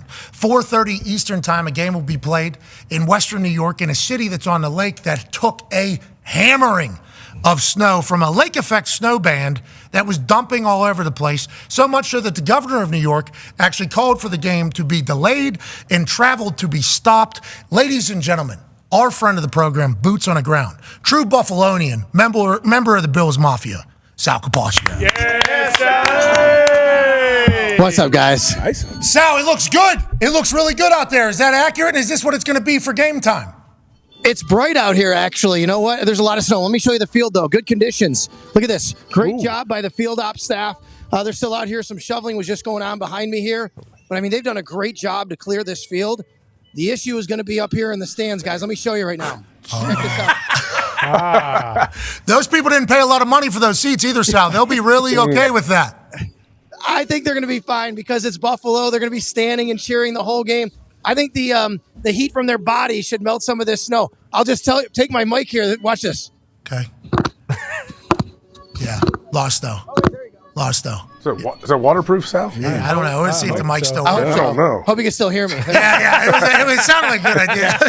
Yeah. Okay, Sal, so obviously we all saw the videos of what it looked like at different times over the weekend. Now, there was a mixed reaction from Pittsburgh people when this game was delayed until today at 4:30. I don't think they fully comprehended the severity of the situation, the travel ban and everything like that. When was that lifted? How do you think Buffalonians are going to get to the game? And do we think the place is going to be packed out? Listen, the travel ban was all different parts of Western New York. It was lifted at different times. The closer you got to the city, you might have had a travel ban that was up until maybe 6 a.m. today. There might have been another couple areas that were lifted last night. Look at some knuckleheads out there. I mean, come on. People come out here, and there's a safety situation out here with the travel and everything going on. But that said, guys, outside this stadium right now, right over where I'm standing here, if you look out there, that's where a lot of the parking lots are, right over top of there. I mean, they're really trying to feverishly, make sure people have enough space to park, things like that. And on top of that, they are offering shuttles for fans. Normally, that's not necessarily the case out here at the stadium in Orchard Park where there's plenty of room. They're offering shuttles out here. So they're going to get people out here, and people are going to come to the stadium. They're going to be able to park. It's okay to travel out here in Western New York. I think maybe 1 or 2 towns in the surrounding area still have a ban going on. It was really bad, dangerous.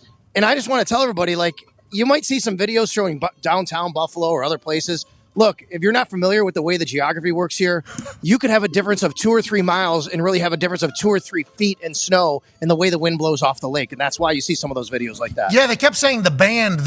There's like a band of snow that comes through. This is normal for you guys? This is how it hits every single time? No, not necessarily. But, we had a great winter so far, actually, Pat, to be honest with you. Right now, this is the first storm we've had. But when the lake is not frozen and the lake actually is a little bit warmer, that's what happens with the water coming off and getting the precipitation. So I'm not a meteorologist, but I learned a lot about this growing up here in Western New York, obviously.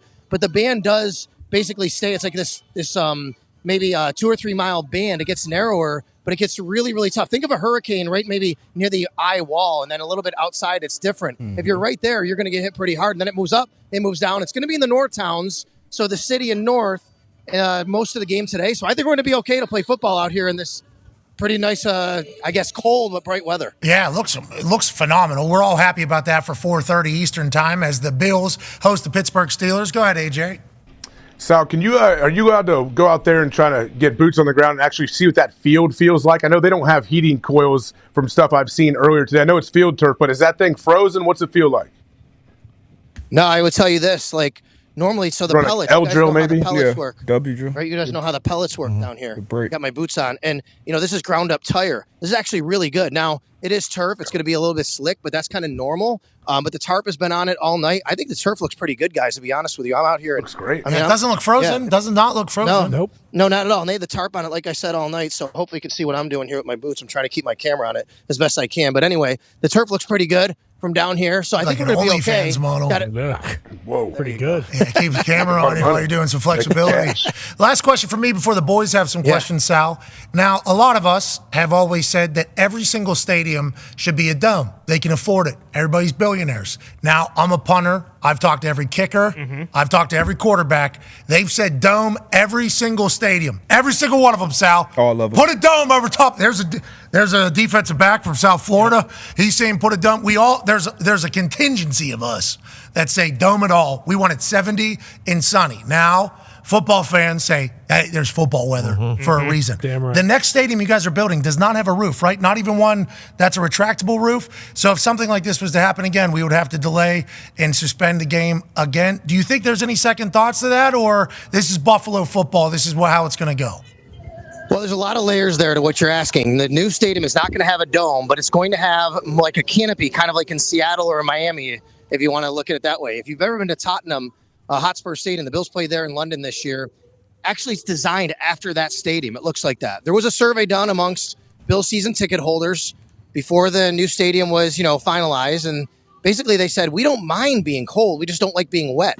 So to keep the elements, but to keep people a little more dry, they're going to put a little canopy. I think 60 to 70% of the seats will be covered in that regard. Now, I understand, hey, football would be great. You have this Josh Allen guy who could throw the ball all over the place. It'd be great to have pristine conditions. But we enjoy our football outside and the experience and everything goes along with it here in Western New York. But I want to dispel the myth right now. Pat, guys, you could take a dome right now, put it in downtown Buffalo. This game still would have been postponed yesterday. It's because of the travel. I want to remind everybody that last year during the Christmas storm that the team, myself on the charter, we couldn't get back until Christmas Day from Chicago. It was so bad here.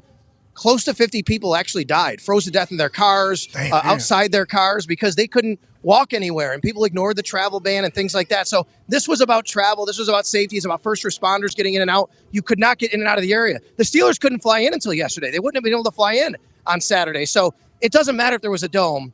This is the kind of thing that happens here in Buffalo because of the snow and the travel. But that said, the one being built, it's going to be beautiful, but it's going to have a canopy and not a dome on it. Yeah, and we all would love a team to remain in Buffalo, obviously. Yeah. So that isn't even a conversation piece. What a great city you guys have. That's 50 people. Yeah, that's crazy. That's a lot. Yeah, that is bananas. There's winter in places, and then I guess there's winter up there in Buffalo. That lake is just a creator. It's like a creator of... Crushes them, just like in Chicago. Hey, you're tough people. Hey, tough people up there in Buffalo. We appreciate the hell out of that. Speaking of tough, Tone has a question for you. Yeah, Sal, you mentioned Josh Allen. Not Tone. Tone is not the tough one. Yeah. Talking about what you're about to ask. Oh. Tony used to be tough, but now, Thank you. That's factual. Sal. He lost 60 pounds. He did. Sal, you talked about Josh Allen throwing it all over the place, and I think a lot of the reason why the Steelers fans were so bummed out that it got moved was because of the wind that we were going to see, and it was going to kind of not take away Josh Allen, but it was gonna make him more Mason Rudolph like maybe. What's the wind like today, and is it better throwing conditions today than it would have been, obviously? Great question. It is breezy today. It is not nearly as windy. Yesterday, at 1 o'clock, we were talking 30-mile-an-hour winds, gusts up to 40, 45. Today, we're talking maybe 15 to 20-mile-an-hour winds. Maybe you can get a gust up to 25, 30. But that said, it should be pretty much nothing that we're not used to here in Buffalo. Shouldn't be any precipitation really during the game, maybe a little light snow. But the wind should not be a factor in this game the way it would have been, obviously, if it wasn't played today. It was played this weekend. Total went from 33 up to 38.5, 39, I believe. So they're expecting a couple more touchdowns or points at least. D-Bud has a question for you, Sal. Yeah, I got to ask about, I know Gabe Davis been ruled out, Taylor Rapp as well. Rasul Douglas, any update on his status for today's game? No, we're not going to have an update on that until inactives come out. But I would say the extra day might have given a day for Rasul Douglas to be ready to play. He did have a big wrap on his knee last Sunday night down in Miami, but he didn't practice all week. Whereas Tyrell Dodson, a linebacker, did practice on Friday, but he was declared questionable. Now, that said, the Bills did elevate A.J. Klein, which tells me maybe Tyrell can't go, the linebacker A.J. Klein. So for Rasul Douglas, they can still activate Kyer Elam to give themselves numbers, but we'll see. It might be dicey. And this might be the kind of game where, a guy like Dane Jackson, guys, who lost his starting job when Rasul Douglas was traded for. Dane Jackson can play, and he's a good tackler. And you might need a guy like that anyway that can hold up on the edge on the at corner. Especially with Naj coming to town, running the way he's running, and Jalen Warren. Go ahead, AJ. Sal, what's kind of the vibe with not only the fans, but like the team? When you're around I don't know when the last time is you talked to the coaches or the head coach or the team, but what does it feel like? Does it feel more excited and confident, or is there anxiousness? Like, what is it, especially with this game being pushed another day? I think that this team is really confident the way they're playing. And the fact that they've played every single game for their playoff lives, really for the last 7 weeks, they went 6-1 over the last 7. The only loss was in Philly in that overtime game. They've won 5 in a row, and they beat Kansas City, they beat Dallas, they beat Miami at the end of the year. I feel like they're playing their best football at the right time and that they've played on the edge. I think the biggest thing for this team, the way they feel right now, guys, is that they've had to have such a sense of urgency every single game up to this point, and now that continues here today, obviously. Oh, Dallas, Miami. Yep. Started listing off teams. They had rough weekends. Go ahead, Con Man. Yeah, Sal, another team who kind of similar to what you're saying, finished really strong like Buffalo was Dallas. And now, obviously, after what happened yesterday, the conversation now is, Big Mikey went 12-5, 12-5, 12-5 in his first 3 seasons, but is it enough? And Buffalo's won 4 straight AFC East championships, and, they're still trying to get over the hump to get to that Super Bowl. So the question I have for you is, because there are all these coaches out there that are great, Vrabel, Belichick, Pete Carroll, Harbaugh, there's so many guys, there's so many options now. Is there any rumblings in Buffalo that are similar to Dallas where, let's say this team maybe underperforms in the playoffs? Are there any sort of, changes could be coming? Is that even a possibility? Or is there no way that's happening and everyone's safe in Buffalo? We've been hearing from fans all year who basically ask, has this team hit their ceiling with Sean McDermott? And a segment of the fans want to change if the Bills don't ultimately get to their goal. I think Sean McDermott's an excellent coach, and I don't think that's going to happen because I think that Pagula is the ownership, Terry and Kim Pagula. I think they believe in what they have in Sean McDermott, especially the synergy and the cohesiveness with Sean McDermott and Brandon Beane and what they've built here, guys, all right? I mean, for 20 years of 17 years, obviously, of no playoffs at all. Then Sean McDermott comes in here, and they've made the playoffs all but 1 year since he's been here since 2017. So, sure, there's going to be a segment of the fans and population who believe that. I just don't think so. And on top of that, you're talking about the Pagulas who own the NHL team in town, the Buffalo Sabres, who go, they change head coaches and GMs a lot. They have a new stadium being built across the street. Yeah, you like that music in the background? I want to dance with somebody. Because of with somebody who loves me. want it. That's gonna get a strike on YouTube, especially with 100,000 people watching at this exact moment. Well, but, if we get Sal on the drums, maybe. well, I was about to say actually, that microphone might be the best microphone I've ever seen. Oh yeah, This thing is drenched and in the snow, and look at it, it's just powering through. Sal, your voice sounds strong. You look fantastic, and it seems like the Pegula's and McDermott's relationship is strong. With last question from me, because we haven't had a chance to chat with you since then. Now, I think, Jordan Poyer kind of mentioned it on Friday, and it's obviously been something that we've seen kind of take place in the locker room after the next game against Kansas City. That little hit piece thing about McDermott and his culture, and there's somebody wearing shorts back there. Shout out to them, obviously very tough. That little hit piece there that was written about McDermott, they used that, right? I mean, that was certainly a motivator, a galvanizer for the Buffalo Bills. And what did you see from the team whenever that kind of all took place? Pat, I think that yes, but not outwardly like we're going to go do this, and we didn't like that. But I do think that, the players wanted to show that they have their coaches back. And I will tell you, after that game in Kansas City, every single player in the locker room that I put a mic in front of said the same thing. We have our coaches back. We love him. We trust him. Now, some of them said it was a bit of a distraction. Some of them said it wasn't a distraction. But I think all of them knew that their coach was under fire, and they didn't like that. And I think that this way that they've played over the last several weeks shows that this team is unified behind Sean McDermott. And, Sean was very hurt by the piece, and he said that, obviously. But this team to play the way they have since that came out, I think it shows a lot of what they feel about their head coach and about each other. All right, well, have a great game. We know you'll be on the sideline. Is that what you're going to be looking like, or are you going to let that bald head shine in Super Wildcard Monday? So hold on, I can do the bald head here if you want, all right? It's a little bit cold out here. Wow. But I also got my ski goggles. Nice. Oh, yes. All right, you never know. Yeah. If I have to do that, I'll be on the sidelines. I'll be well prepared today. It's Buffalo. We know how to handle it. Baby. Yeah, you're damn right. We appreciate that. And also, after the game, whenever the two coaches are heading to shake each other's hands, keep an eye out for their snow. Yeah, you'll see them. For their snow goggles. We appreciate you, ladies and gentlemen. Sal Capaccio. Thank you, Sal. Consummate professional. Love that guy. Best. Do you remember when he started showing up with that microphone every time? Oh, yeah. He was like, I got a studio with me at all times. Yeah, I got a little mixer over here. I plug this thing into my phone. I hold it.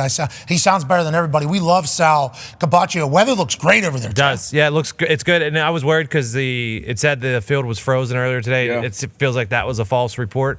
And I hope they do get the seats clean because you don't want a playoff game with, I don't know how the people are going to sit They're not getting those clean toned. Look at it. We don't have much time. That's heavy. That's a lot of snow. $20 an hour. That's $20 an hour, and there's different videos circulating about maybe 100 people went in there. Yep. Maybe there was 50 people in there. Whatever the case, if you got 70,000 seats, you're going to need a lot of human beings. Yeah. I appreciate that some Buffalonians showed up to do this, but I think it was hard to get to the stadium from what Sal was saying to even be able to clear anything out. For sure. And to be honest, I was bummed out because now Josh Allen can be fully Josh Allen, and that's a problem. That's a problem for me. Well, people are saying that you had no idea what you were talking about. You sound like an ignoramus whenever you're talking about the whole thing. Saw a lot of that. Talk a little shit, and everyone gets up in arms. Oh, buddy, you're telling me. Yeah. You don't think Mason can spin it in this weather? Better than Josh? I mean, no. Mason was built for this shit. We all know This is a brand new Mason Rudolph. We have no idea what he's going to look like. Maybe. Come on. This Mason has never seen this weather, and we've never seen Mason see this weather. How's George Pickens going to do? Great. Obviously, dog, we think he's going to do fantastic. That guy right down there, though, is going to have to be the key. Najee Harris. So much upside, so much potential, so much power. What? Very rarely this season did he decide to use it until the end of the season. Right. Now he's playing his best football. Remember, there was a time where Derrick Henry did not run downhill, where Derrick Henry thought he was a scat back. Then Eddie George had to sit him down and say, hey, listen, you're bigger, stronger, and faster than everybody. You can intimidate people. You just run at them. There's a chance that will set the tone. Derrick Henry changed the trajectory of his entire career with that set advice. Najee Harris has the chance to do the same exact thing coming up on a potential contract year. He has been running behind his pads. He's been lowering his shoulder. And then Jaylen Warren comes in, is a nice spark plug. So I don't think the run game thing for the Steelers is anywhere near what it was at the beginning of the season. It's real now, which certainly helps Mason Rudolph. And anytime you can get a little suck him up. Yeah. Get him sucked up, especially in that cold weather up there in Buffalo. Get him sucked up with that play action. Mason can make those throws. Yeah. Buffalo don't have the biggest guys in the box. Bingo. either, And they got some guys out. Packers. Since week 12, I think it was, Steelers are number 1 in carries. The Bills are number 2 in carries. So you're going to see probably a lot of ground game today. A lot of this. A lot of hardball this. I like that.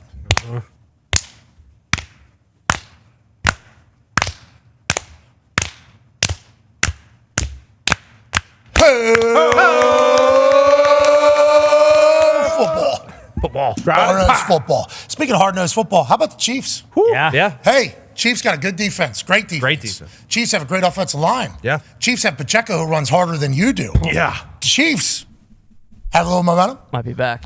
The Chiefs have swag surfing with Donna Kelsey and Taylor Swift in the stands. Yeah. The Chiefs have Patrick Mahomes back to being Patrick Mahomes. The Chiefs Right. have Travis Kelsey making Travis Kelsey-like plays. The Chiefs is the Chiefs again because the playoffs are here. Another home playoff victory for Patrick Mahomes, who is obviously every single stat that you look at is at the top of it somehow. So early in his career, he could still play another 15 years. People forget that. Yep. With how much he has done already with that guy joining the team. Yeah. Rasheed Rice, certainly the number Great 2. game. Whenever you're Yes. talking about throwing the ball behind Travis Kelsey, it's like what they did to the Dolphins, who I don't even think cared, because of how cold it was.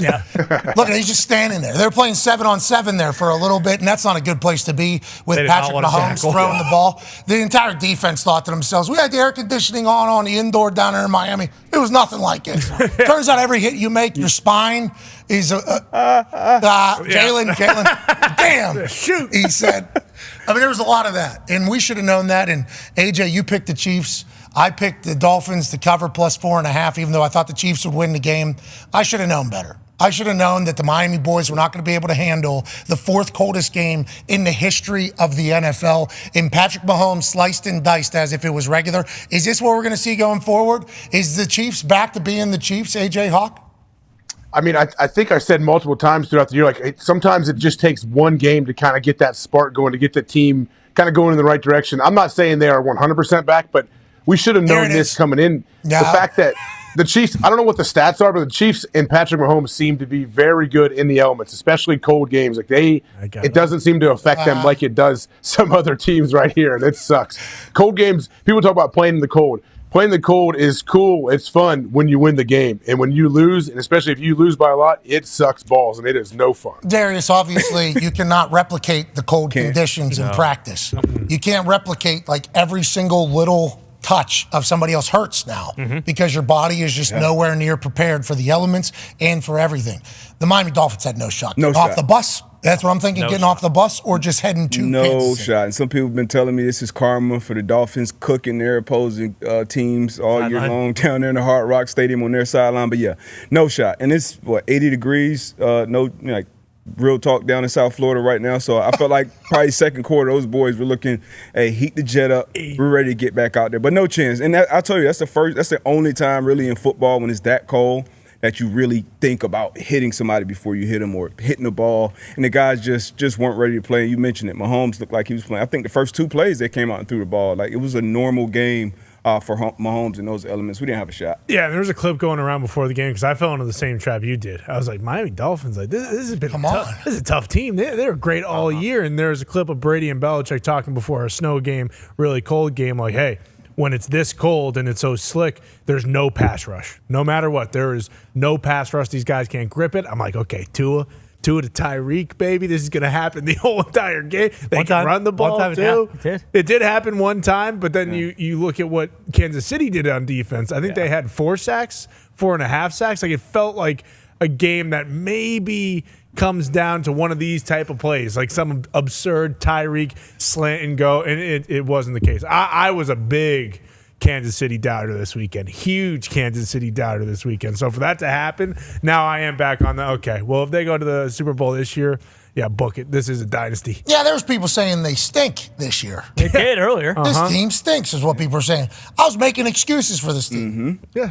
Patrick's sick. Against Denver. It was windy. Well, what do you expect from them? They don't have everybody. They're obviously going through some stuff. And then I even gave up on this Chiefs team at one point. I said, all right, that's it. Can't do it. There's no more excuses for me to make for this team. I can't do it. This guy's snot was frozen to his mustache. Yeah. He didn't know. Didn't even think about fixing it. Didn't even think about getting it off his lip. There's a couple times, I guess, some members of the team said he was talking to us, but it was impossible to hear what was coming out of his mouth. Hey, buddy, all we see is all your snot frozen to your mustache there.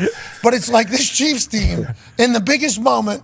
And listen, Rydell's taking a victory lap. Yes, they are. Well, they let him stay in for like 3 plays, which I was shocked that happened. Well, not only because of his safety, but like opposing player getting finger trapped in there. You have AJ Hawk. Or I thought if he took a big shot, that thing might just explode on him. Yeah, and we're happy to hear that Patrick Mahomes isn't scared still at this stage to lower his helmet and try to run somebody over for a touchdown. I respect that. I appreciate that. Now, that being said, Patrick, probably just slide. You're a baseball guy. Just go ahead and get out of that. Rydell helmet, though, 1. Never seen that. Whatever this one is. Yeah. They don't even have their name on there. Smart. That's a very smart play. I saw a couple posts from, I know some guys that are Rydell salespeople.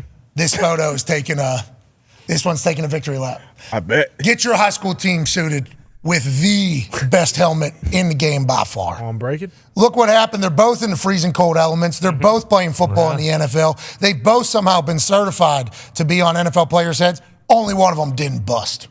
You tell me who that is.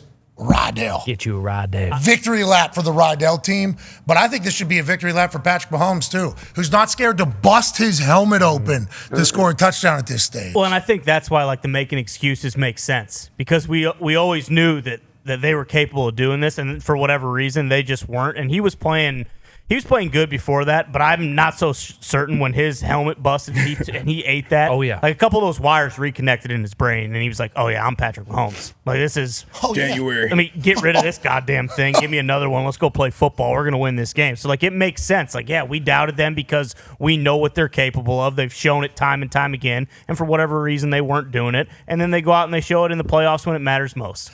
Oh, yeah. I'm Patrick Mahomes. Yeah. Playing like I'm Chad Henne. What the hell's going on? I am. Patrick Mahomes. I forgot about that. Oh, it's great to be here. Yeah.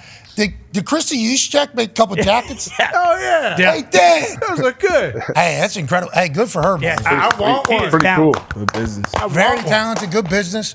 She also, I think, made one for Debo. Yep. There was a couple- Simone Biles. Taylor Lautner. Taylor Lautner up there in Detroit. He's the wolf thing. Yep. Oh, yeah. Bingo. They're all wearing. Hey, Christy Juszczyk, all over. Hey, congrats on the biz. Yeah. And the talent. Those things look sweet. Yeah. Would love one. Would love one. Which player? I think so. I'm just throwing it out player? there. Why not? Mac? No, put a 6 on it and put Belichick on the back. For what? Oh, those rings, baby. He said, I'm already making a custom jersey. Already on the way. Already on the way. Speaking of a custom jersey, I'm thinking about buying a CJ Stroud's The One jersey. Smart investment. Rookie. He's a rookie right now. Really? Is he? He is a rookie quarterback. Right now, he's not vested in the NFL. He was playing college ball a little over a year ago. Yep. He is a rook-ass rook right now. And he appears to be a 45-year-old on the football field. His constant composure, unbelievable. Just his confidence, everything about him oozes and radiates face of a franchise. He came on our show last week in person. We got a chance to meet him again. And it's like everything about this guy is phenomenal. And then you look at the way he played in his first playoff game with NRG Stadium, the Stroud House, buzzing with everything on the line. Him and Nico showed up. Obviously, all the young guys they have on their team showed up. It's like the Texans all of a sudden with the best defense in the league. Now, on the road, they were terrible, so I don't know why or how that happens. But with the best defense in the league, statistically, depending upon which stat you look at, Singletary running all over the place, it's like they didn't blink, AJ. They were not scared about anything. He's throwing the ball into tiny little windows. As a rookie, he's doing these things. So you'd assume Slowick probably going to get a head coaching job. Maybe not. Maybe he sticks around to continue to grow something special with C.J. Stroud down there with D'Amico Ryans. But this was a phenomenal showcase of what the next looks like in the NFL, and C.J. Stroud is it. And then obviously Jordan Love joined him the next day, and tight end pulling away from everybody, absurd. It's like this Houston Texans team, AJ, is fun. This Houston Texans team is young, and C.J. Stroud is ridiculous, AJ. Absolutely ridiculous. Yeah, this touchdown right here, that was one of my favorite plays of the game. Obviously, they came out of the gates just absolutely hot. The moment was never too big for him. And I mean, think about it. Their defense scored 2 touchdowns. Your probability of winning that game already is skyrocketed when that happens. And you couple that with how well and how efficient this offense is. Like, yeah, How do you beat this team if they continue to play like this? AJ, Joe Flacco made some plays that are Joe Flacco plays. And the Flacco story was obviously one we all fell in love with. Yeah. And we love Joe Flacco. We still think Joe Flacco has a lot of football left in him. And this defense just had him absolutely rattled, and Joe Flacco had a couple Flacco throws. That's going to happen when Flacco's playing football. But they showed a play, I think, from like 4 weeks ago or 5 weeks ago, where this particular linebacker there, he was late on the read and he broke it up as opposed to the pick. Yeah. And it's like now every single game these Houston Texans are like learning and getting better and better and better, playing their best ball. I absolutely love it. It sucks. Defensively been healthy. They've been great. It sucks for us for sure. Yes. But been great against the run for the majority of the year, and that was one of their biggest issues coming into this year. Great against the run. You saw that pick on that little stick route. He was obviously ready and prepared for that. But C.J. Stroud, he looks like a 10-year vet. His composure, his understanding of the game. I feel like his warm-up, his quirky warm-ups when he's doing all the off-platform, like he does all that same shit in the game. Like all those little quick throws, the ball just jumps off his wrist. His supporting cast wouldn't be guys that you're necessarily right about coming in this season, but they've taken off and ball all year long. Nico Collins showed up again. Schultz had to drop early, but he showed up as well. Just hats off to D'Amico, CJ, unbelievable. You talk about Dalton Schultz, who's kind of a vet in the entire thing. He has that drop. He and CJ just quick. Yeah. Oh, yeah. On to the next. Hey, we don't even worry about this thing. And you talk about nobody expected anything from this team. They were a dumpster fire. Yes. Dumpster fire. March 2020. Didn't feel like a very good job, did it? Didn't feel like a very good job for D'Amico to take. We're like, yeah, of course D'Amico makes sense to hire him, but it wasn't like a job people were probably clamoring for compared to others. Look at the odds to win the Super Bowl in March. Back-to-back one and dones with head coach. Ooh. Worst in the league. Colts right Is there. that good? Is that good or bad for people that don't know? Plus 20,000. Oh. You bet 100, you win 2,000. No. You win 20,000. 20. You win 20 grand if you bet $100. These people are going to win a lot of money down there. Right now, you should. I don't cash know. out. They weren't showing up at games, so I doubt they were Mattress betting Matt? on them. No, but there's somebody down there in Houston who's I'm sure a diehard somebody, believer. No doubt about it. I mean, $1 to win $2,000, but you could probably cash out of that immediately. Worst in the league. Everybody thought they potentially sucked for forever. Forever. Talking about them drafting Martin Harrison this upcoming year. Panthers. Panthers are pretty high because Steph Curry. Right there. They're about in between the Falcons and the Steelers. Wow. I was told. Yeah. 5,500. Wow. Houston Texans plus 20,000. That was one of those things. Just Tony just said it and it reminded me when they after the draft when they do like next year's draft projections, they had them taking Marvin Harrison at like 2. Yeah, Houston Texans are going to be back in the top 5. Yep, easy. This is how this is going to go.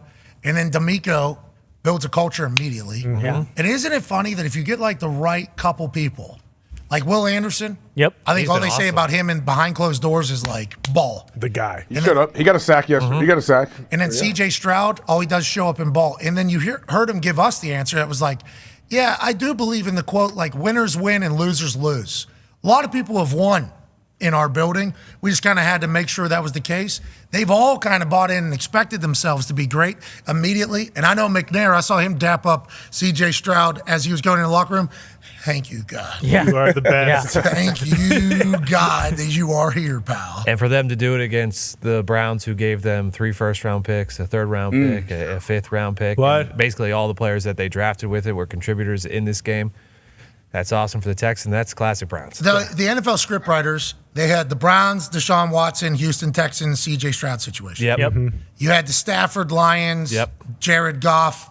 Jared Goff wins that situation. Right. You talk about Big Mike McCarthy, Yep. LaFleur, Jordan Love. Green Bay Packers win that game. Steelers Bills being moved because of snow. Got to think who's in Breland, that country musician, 4-0 right now. Yeah, he's hot. He's hot. Did you see that, AJ? Oh yeah, the guy that you sent the other night. That showed me. Yeah, he actually says, got I don't the know his Lions name. winning. It's a close call. It was like 1 point. Yeah. Yeah. Yeah, Breland. Go ahead and run this thing. This guy, we need to think, what does he say about the Bills He took the and Bills. the Eagles? Obviously, we're going to listen to that. Smart. I got the Texans over Browns. Okay. Flacco made a comeback, but he'll come back to the ground. He did. AFC done got a little different in the South. Oh, good 3 hell. TDs and 250 passes. 247, I think he That's how was. it's going And down. 3. Dolphins are the Chiefs. Both have had an underwhelming past couple of weeks. I would pick Miami if it wasn't 5 degrees. Okay, smart. I predict Yep, smart. Pacheco for 100 yards at least. Okay. Give the Almost. Swifties what they need. Bills about to close the are still curtain. I'm almost certain. But the game got moved. He's almost certain. Sadly, TJ watching from the sidelines. James about to cook some Pittsburghers and prime. I think the pack is Touchdown pulling parlay. up, said you never know. Jordan Love is up next Sunday. He gon' let it show. Yep. He did. Rush thread. All right, here we go. Do you really trust? And here's that this. we'll take him to the Super Bowl? Hell no. And it's Stafford coming back to face the old squad. Cooper catch a couple. It's a banger. He did go off. He did. Dan Campbell's proving they ain't no frauds. I think the Lions win, but it's a close call. Yep. Then the Birds against the Bucks. It's been a little rough, but I still think we get it done. Okay, so this fanhood here. Yeah, he mentioned AJ Brown too. Smith and Swift and AJ Brown, I think we got Okay. another Nope. shuttle. So we won't hold that against him. No. Whatever happens in that particular okay. game, we will not hold against him. But he did have the Bills closing the Covered, steel too. curtain Yeah. on the Pittsburgh Steelers. Breland might be the greatest sports handicapper on earth right now, AJ. We got to remember that. Yeah, who's old buddy we had on the show? He should call him and you hire him on his staff. Walters. Guy he wrote the book. Oh, it's in the book. Oh, there's in a book. Bill Walters. Yeah, Yeah. Bill Bill Walters. Yep. Yeah. Him and Phil, get back. I think they're good now. I think they're good now. I don't heard. think so. I must have missed that news. I think they went to your maybe not. birthday party, right? Yeah, I think I did see that. That was the Should ask DJ. Phil. Why is everybody at all these places trying to tell me that their whiskey's better than Jack? I'm about sick of it. Yeah, what's the deal with said that? that? Can I get a Jack and Diet double glass single shot? I like the taste of Diet. Thank you. We got this whiskey. It's better than Jack. It's not. Okay, Jack Daniels worth $6.5 billion. I am sick of it. It's everywhere, Gumps, isn't it? Everywhere we go, they tell us the same damn thing, and it ain't true. Can I get a Jack and Diet, please? We got this whiskey that's way better than Jack. Oh, Can't wait to try it and hate it. All right, Overreaction Tuesdays tomorrow after both games end Super Wild Card Weekend tonight. We'll see you then. Nailed it. Right on. Thank Nose. you. go. Screw. Oh yeah. Jack's a great mixing whiskey. Yes. I don't know if it's a sipping. You're not having it on the rock. Double normally, Jack, but- splash. Well, that's the Coke. thing now. Like whiskey, bourbon is like it's people's identities now. So they they freak out. Yeah. I think if You know, like, it's all- how dare you do this? How dare you put an ice cube or pour a titch of water in this? Yeah, it's also nice when like you go up and order a drink. Like, hey, just fucking pour me what I want, what I ordered. Like, yeah, whatever whiskey you got there, I'm sure that's not what I asked for. Right? Pour me what I fucking asked you to pour me. Yeah, but they're just being nice. Sure, They're just but being nice. I'm just being nice too. Like, hey, I didn't. It's not dealer's choice. Fucking pour me whatever you want. It's like, no, pour me what I fucking asked you to pour me, please. Thank you. Ty and I a little bit different the way we go about doing things. I entertain the entire conversation, normally learn a lot about all these whiskeys. Oh man, I appreciate it. And I try it. I'll take two then. I'll take one with the one that I know is good. The one that I know I'm going to like. The one I know I'm probably going to have one or two of these all night. Yeah. Hang your hat on. And then give me the other one that I'll take a sip of and then go dump in the bathroom. That'd be great. Thank you. It was AJ's. It was for AJ too. So at one point I was like, "Hey, do you need anything?" He's like, "Yeah, just give me a Crown on the Rocks. That's what I get." So I go over to the bar. Hey, can I get a Crown on the Rocks for AJ? We're not doing that here. Oh, what the fuck are we doing then? it's the birthday. Whose party is this? Yeah, is this your party? This is what the guy wants. The people are nice though. The place was Yeah, very nice. they were. gorgeous. That place was incredibly kind, Yeah. nice Good and staff. beautiful and set up. But that bartender selling me another whiskey on Jack 4 different times was like, all right, Bud. just know I'm going right back to. Yeah. Oh, we're doing this again? Okay, yeah, sounds good. Yep, He had sweet earrings. he did. They were so cool. Those things are They were. awesome. The people were so cool. I just know there efficient. were a few people with us that really enjoyed the selection of booze, and they didn't have any issues with it whatsoever. So much that they kept it going all night long. Oh yeah, hey AJ, I think you're gonna have to pay that hotel about $200-300. At least. Well, I don't know anything about what happened with anyone else, and the whole thing was a surprise to me. So I didn't know like any plans leading into it. But I've heard from multiple people that I know that they puked that night on Friday night. I guess. Oh, that was the night I was there. Is that Yeah. Oh, Later, was like that some one of people the woke up. reasons? I was getting some people. I was getting some chug drinks. You know what I mean? I was like, Oh, I'm sure. You know what? It's been a long week. It's been a long week. Let's have some good times. I saw one of those. There's people. Yeah, it was good to have it back. What were you talking about, though? What are you talking about? Yeah, what happened in the hotel? What do you mean? Someone pooped on the couch? Matt Brown broke over the bar, stole all the booze. Yeah, Danny in the Ocean lobby. back here. They're Yeah. pouring drinks for people. He grabbed 9 glasses, kicked 2 of them. They shattered on the ground. You should call Junetao or whatever the place was called. And tell them, hey, we Where at? Like at one of the bars or in a room? in the lobby. Hotel lobby. In the lobby where everybody walks in at. 1 a.m. I was not there either. I heard about this the next day. You know how I heard about it? Met down in the lobby, saw the boys. I go, how we doing, guys? A little hungover? What we got cooking? And Bruce is acting real weird. Who's Matt Brown? Somebody's got to find this guy, dude. So you guys were partying with Juntao? Bro, that was the name of the the hotel. hotel. It was Not so Rush nice. Hour. It was so cool. Juntao was not. It might have been. Bruce was the Juntao He was. of this situation. But everybody's like, yeah, fun night, whatever. That was a little weird, but fun night. And then I look at Bruce, and he's just acting weird. And I'm like, the fuck happened to you, Bruce? Right. And he goes, we robbed this place last night. We should get out of here. And I'm like, what? He was like, there's a bottle of Woodford Reserve in that couch right there. Yeah, underneath it. And I'm like, what are you talking about? He's like, they shut down the bar, and I guess we just wanted to keep going. And then he walked out of the hotel. It's accurate. They're kind of cool with it. Boys have my back. We voted on it. They were We not voted cool on with it. About 5 minutes after he did it, some guy came up. He was like, "We have you on camera. We saw you do that." Whoops. Happy to pay if they reach out. Nah, if they reach out, they should. It's only half a bottle They of should. Woodford. It's not like we stole anything that big. I was not able to stay up for that particular part of it, but I do wish I was there. I wish I would have walked down, after maybe passing out, Bruce, waking back up, and just walking down, and Bruce just being like, "What are you doing here? What are you doing, Bruce?" This makes sense. Hey, this makes sense now. I didn't respond on the old group chat, but I saw something on Saturday where I believe it was Bruce said, "I think we robbed this place." So that must be with that or something. That was or somebody said something. that was me quoting what Bruce told me. Uh-huh. We robbed this place last night. We should get out of here. Is what Bruce. I said, who's we? No, we're good. We talked to him, Bruce. We're all good. No one brought up anything. That's They were great, glad you had a Bruce. good time. Way to go, Bruce. Hell yeah. Also, the place is beautiful. I had brunch there the next day. Food was phenomenal. Really? Nice hotel. Yeah. Some of the hors d'oeuvres are also fantastic.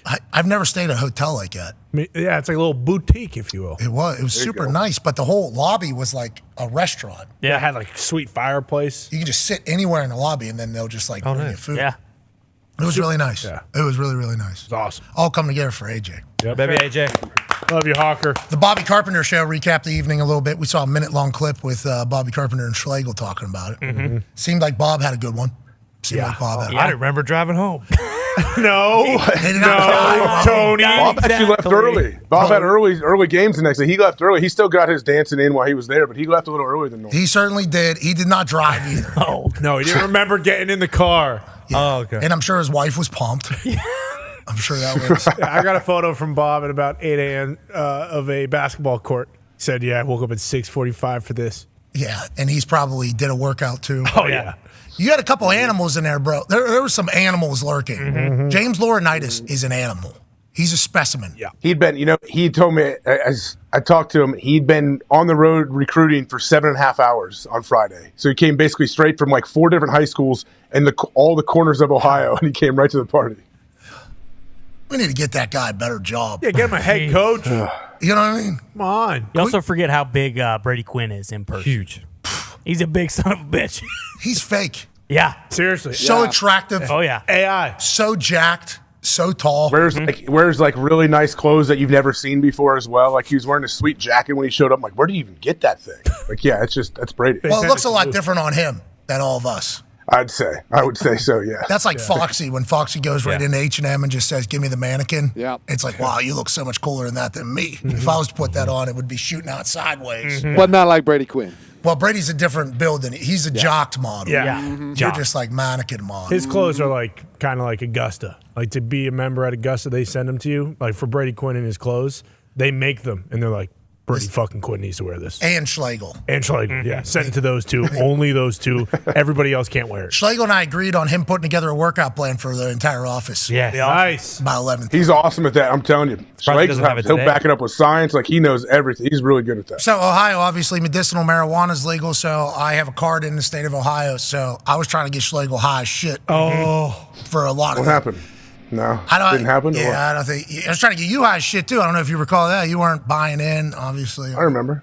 There was a guy that followed me into the bathroom, though. That's nice. Boy. Bobby. How'd it go? I don't remember who he was, but he was trying to smoke when I was smoking. Oh. Yeah, me and Sam smoking on balcony. Sure. Medicine, Ohio. Legal. Yeah. Everybody smells it.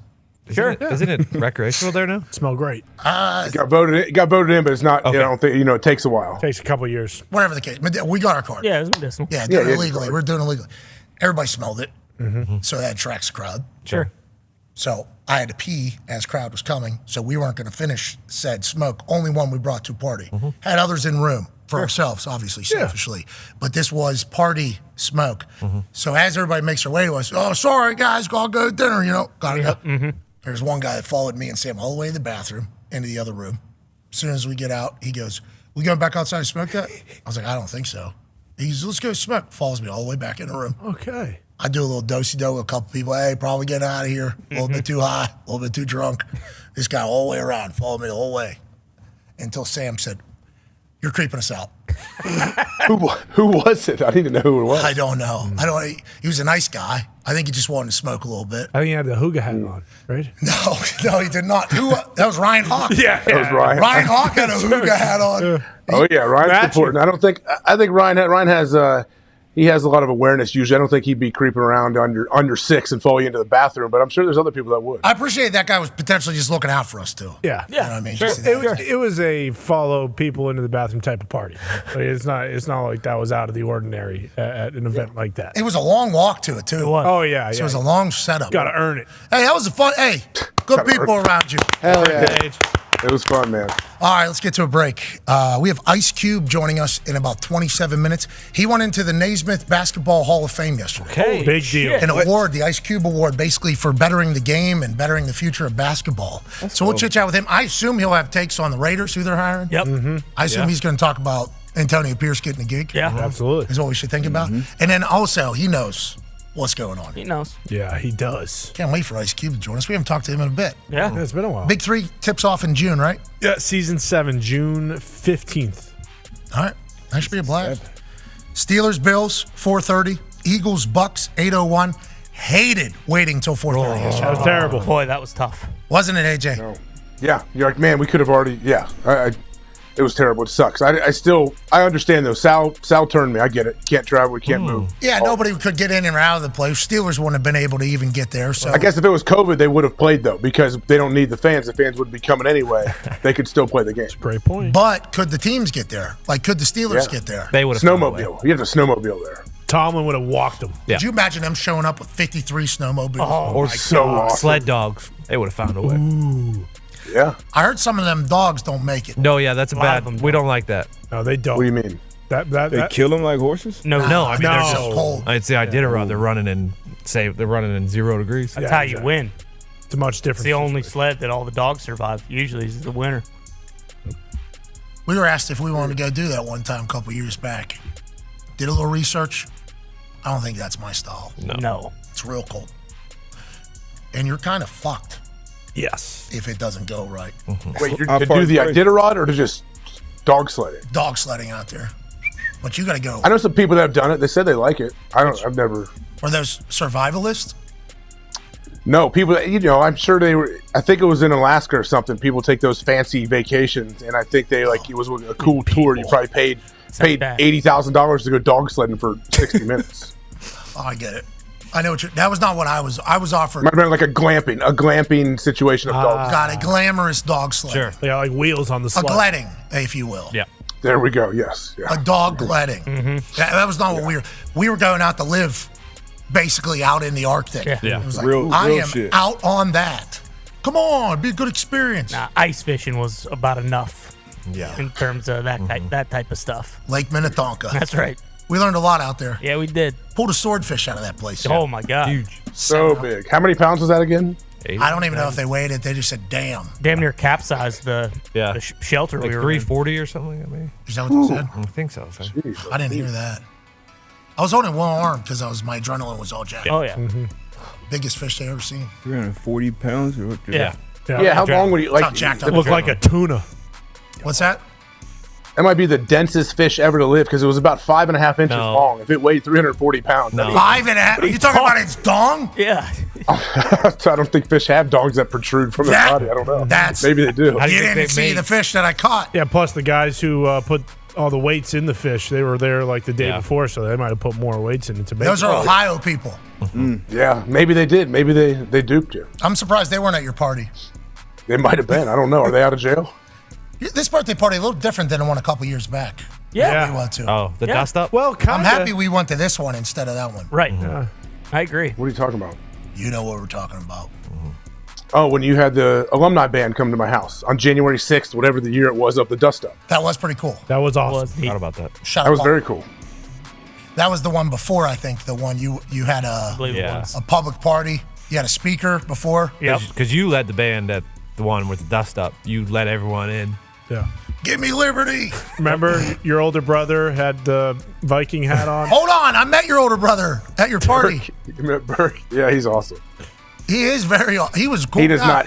He sat outside and smoked cigars with Chopper. He is very happy to just do his thing, and he's not going to try to. He's not following you in any bathroom. Like, he is going to stand his ground and do whatever the hell he wants. Stand his ground. Yeah, he was.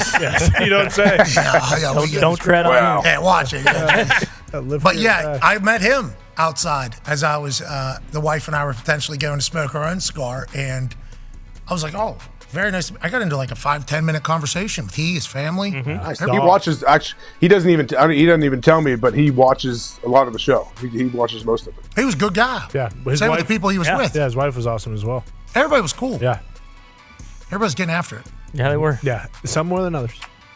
People are really getting after it. Bruce. Let's get to a break. Third hour. Let's talk about tonight's game. Hell yeah. Okay. D-Butt, do you know which way you're picking for both these games already? Yeah, after seeing Breland, that was his name. Mm-hmm. I get him on my Apple Music too. Yeah, I know where I'm going. AJ, you know where you're headed? So old Breland was very, very accurate. There's one game that I'm waffling on that we'll see. How about that? Lions get the win, but it's a close one. CJ Stroud, 3 touchdowns, 250 yards. CJ Stroud goes for 274 yards, 3 touchdowns. That's a suit. Right on it. What's this guy's deal? Yeah. What's his deal, AJ? Are you saying he's like a government plant or something, or this is like one of those things? All right, AJ. Let's get to a break. We don't need to do this again. Okay, we had this last time. What do you mean, what's his deal? If he's that accurate, does he know something we don't know? But the way you just went about describing that, we could have danced around some of the words that you chose. Right. Because now all of a sudden, welcome back to the Buzzsaw. Mm-hmm. It's great to be here. Got a call from Michael Coldday. How's he? He said, how you doing, buddy? I said, I'm okay. Mm-hmm. A new week has started. The reporter? He goes, boy, last week you were in the news. I said, you're telling me, Cole? You're telling me? He said, everywhere I looked, you were getting sawed down. I was like, oh, it was a long week. Mm-hmm. I did my analytics thing for X.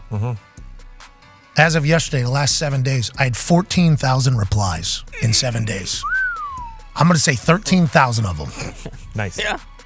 We're not. No. Yeah. We're not nice. That was a lot. What was the impressions? 128 million. 7 days.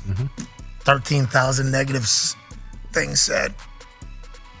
We grow stronger. Wild Card Weekend is still wrapping up. Things are good. Life is beautiful. We can't thank you enough for allowing us to do this for a living. Be a friend. Tell a friend something nice. It might change their life. Take 5.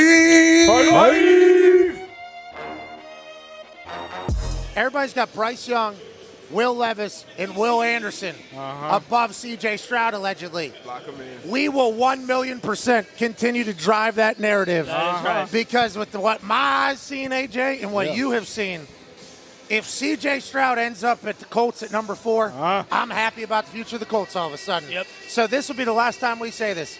C.J. Stroud is the best quarterback in this draft class. That's right, for sure. We are massive fans of them. And whenever we say whatever we say over the next few months before the draft, we would like it to not be held against us because we know we are a part of the entire system here. And we need C.J. Stroud and Indy. Have to have him. Plus, it's really fun to say Stroud. Yeah. Yeah, we need him to go Dahn to the 4th pick. Yeah, do you think they have to trade up? Because Texans are right there at 2, and, those are the 2 quarterbacks of the future. Well, I'll tell you what, there's an opportunity and a chance for us to move, too. We got a lot of pieces to the puzzle that aren't necessarily going to be there in the future, probably. You bundle that with the 4 overall pick, I think you could maybe move up to 1. Yeah. And then you get C.J. Stroud. I had no idea what to expect whenever I came out here to Utah.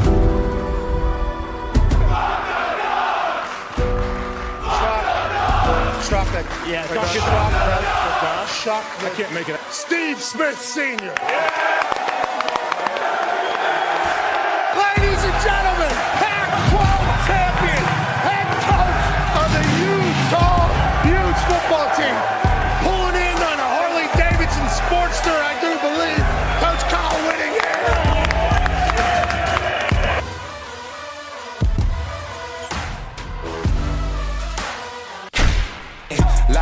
piling up that I ain't even wished for. None left over for y'all, I'm locking the fridge door. At the crib, cutting hits. I read through the catalog, came to conclusion, no one's touching this. Just finished and made a voyage, hopping off the Mayflower. Said I'm shot to kill them off, whatever it take. Now sing the boats, I'm at home. I'm selfish with the goals. I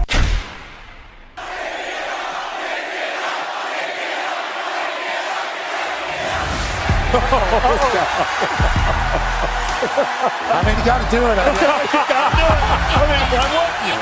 It is 34 degrees out here in the back-to-back Pac-12 champions. Mighty Utah student section has been here in abundance. They've been loud. In today's a day where they showcase to the world that it's not just Mormons and soaking in Utah. No. It's great football and an incredible fan base. They've been so kind. I appreciate the hell out of you all. Have you ever thought something negative about a kicker before in your entire life? Yes. All right, relax, dude. Okay. Boston Connor was drinking with Dwayne Wade last night. $225,000. Let's remember this day forever, Cameron.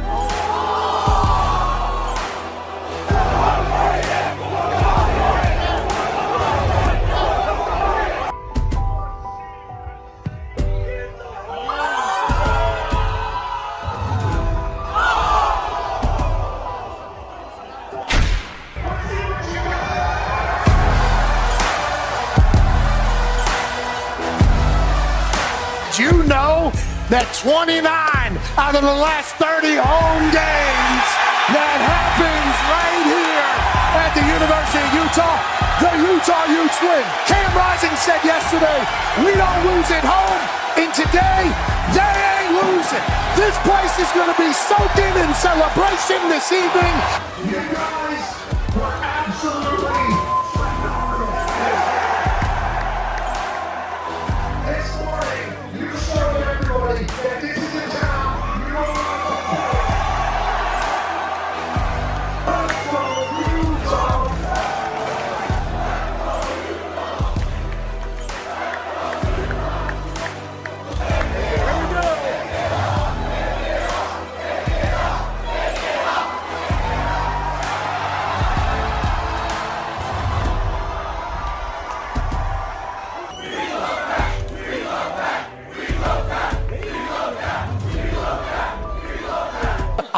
jacked. Lighting's great. Jalen Milroe often wears his own branded apparel reading LANK across the front. It's an acronym that stands for Let a Naysayer Know. Being told by his former offensive coordinator, Bill O'Brien. That is not what I thought. Is that not what you thought? Boy, let a naysayer know. Let a naysayer know. Of course. The professional's right in the middle of his lead. That's all right. I just keep going. You almost lost me again. It got real tight up here as you were. I just want to let you know.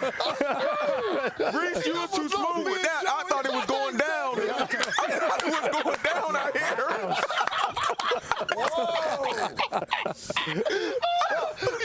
I looked over at Liz. Oh, sorry about it. Let a naysayer know. Let a naysayer know. That's what we thought the whole time. That's what we all thought. Hey. Why? Let's go. This show sticks, and the fact that you listen, we are very, very thankful for. The all-time leading tackler for the Green Bay Packers, you pig! Damn it! Be a friend, tell a friend something nice could change their life. Sport! Hello, beautiful people, and welcome back to our humble abode, the Thunderdome. On this super wild card, Martin Luther King Jr., Monday, January 15, 2024, Hour 3 of the program starts now. Football is happening in a massive way in a matter of 2 hours and 15 minutes as the Pittsburgh Steelers are traveling to the Buffalo Bills to take them on at 4:30 on a Monday. This is not the normally scheduled time they were supposed to play this particular playoff game, but it was moved because of massive snowstorm that hit Buffalo over the weekend. That was torrential and so severe that the governor said it must be moved. The spread has remained 10. The over-under was 33. Now it's 38.5 or 39, depending upon the book that you're at. Josh Allen's favored over Mason Rudolph in the Pittsburgh Steelers. And then to cap off this super wild card weekend, and we hope that game's close. Yes. We hope that first one's close. Need it to be. Yep. Because if that game's a blowout, and then the last game, Eagles, Bucks, with a battle of NFC Super Bowl contending Philadelphia Eagles taking on this resurgence of Baker Mayfield in the Tampa Bay Buccaneers representing the NFC South. If that game's a blowout, you'll look at Super Wild Card Weekend and go, only one good game. That's it.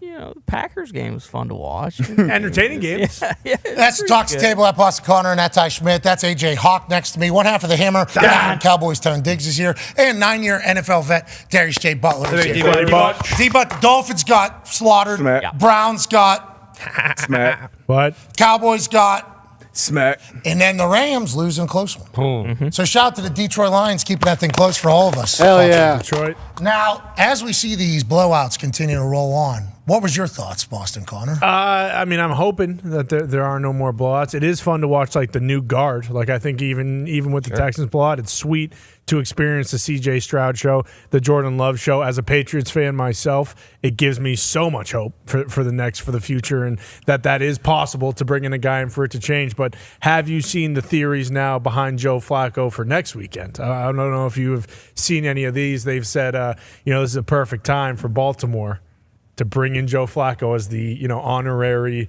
member of the Ravens team next weekend if they do play the Texans. I don't think that's how it works. That's just how they've thrown it out. I don't think you're allowed to just sign a guy. No, not as like a player, as like like Ezekiel Elliott was down in Dallas. Bingo, yeah, like as like the surprise captain for the Ravens against the Texans. So he loses to the Texans, gets the Ravens to obviously play them, and then becomes a Raven next week. What's that? That is pending the game tonight. Thank you. Yeah, the Steelers can change a lot of things, obviously, as we try to project who's playing where at what time. But if you look at the next generation of the NFL, because there was obviously the Tom, Peyton, I think Aaron even falls into that particular one. He's still playing. Then there was that next generation, Patrick, Lamar. Yep. Remember Joey Burrow, I think you put in there. Josh Allen's in there.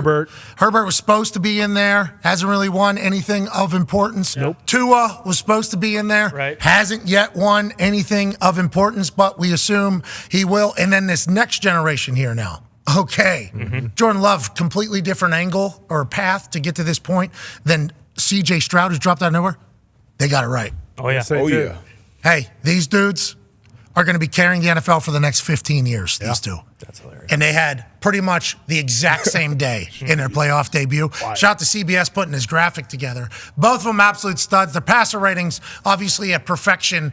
And when you think about the next 10 years of the NFL, these two are names that you have to add into every single conversation alongside Patrick Mahomes and Lamar and Joey Burrow and Josh Allen. That kind of the great ahead of them kind of guys. This is the next generation's guys. Yeah, and we kind of mentioned it before with that Browns defense, but the Browns defense and Cowboys defense, like those are two of the best defenses playing this weekend. I think Baltimore has the best defense in the league, but for them to go out there and have those performances against those defenses, and I think the Browns kind of stuck to, hey, we are who we are. This is what we're going to do, a bunch of single high. Myles Garrett kind of eliminated him, especially having Tunsil. But the Dallas Cowboys tried to mix in a little more zone. How about Tunsil? Got picked apart. Oh, Tunsil is, I mean, you got Trent Williams, I think, obviously, clearly the number one guy, but Tunsil's like right there, 1B. They had him out just like Trent Williams. Leading the way. There. Leading the way into the end zone, yeah. Why'd they have him on field goal team? Okay. On the right side. Because he's really good at it, I would assume, right? I'd assume he's really good. I've never seen a left tackle on a field goal team, though. Like starting left tackle. It's $30 million a year guy now. Yeah, he had to be. You normally it's swing tackle is out there. You have to now. Obviously, some of your starting offensive linemen have to be on the field goal team because you don't have enough numbers.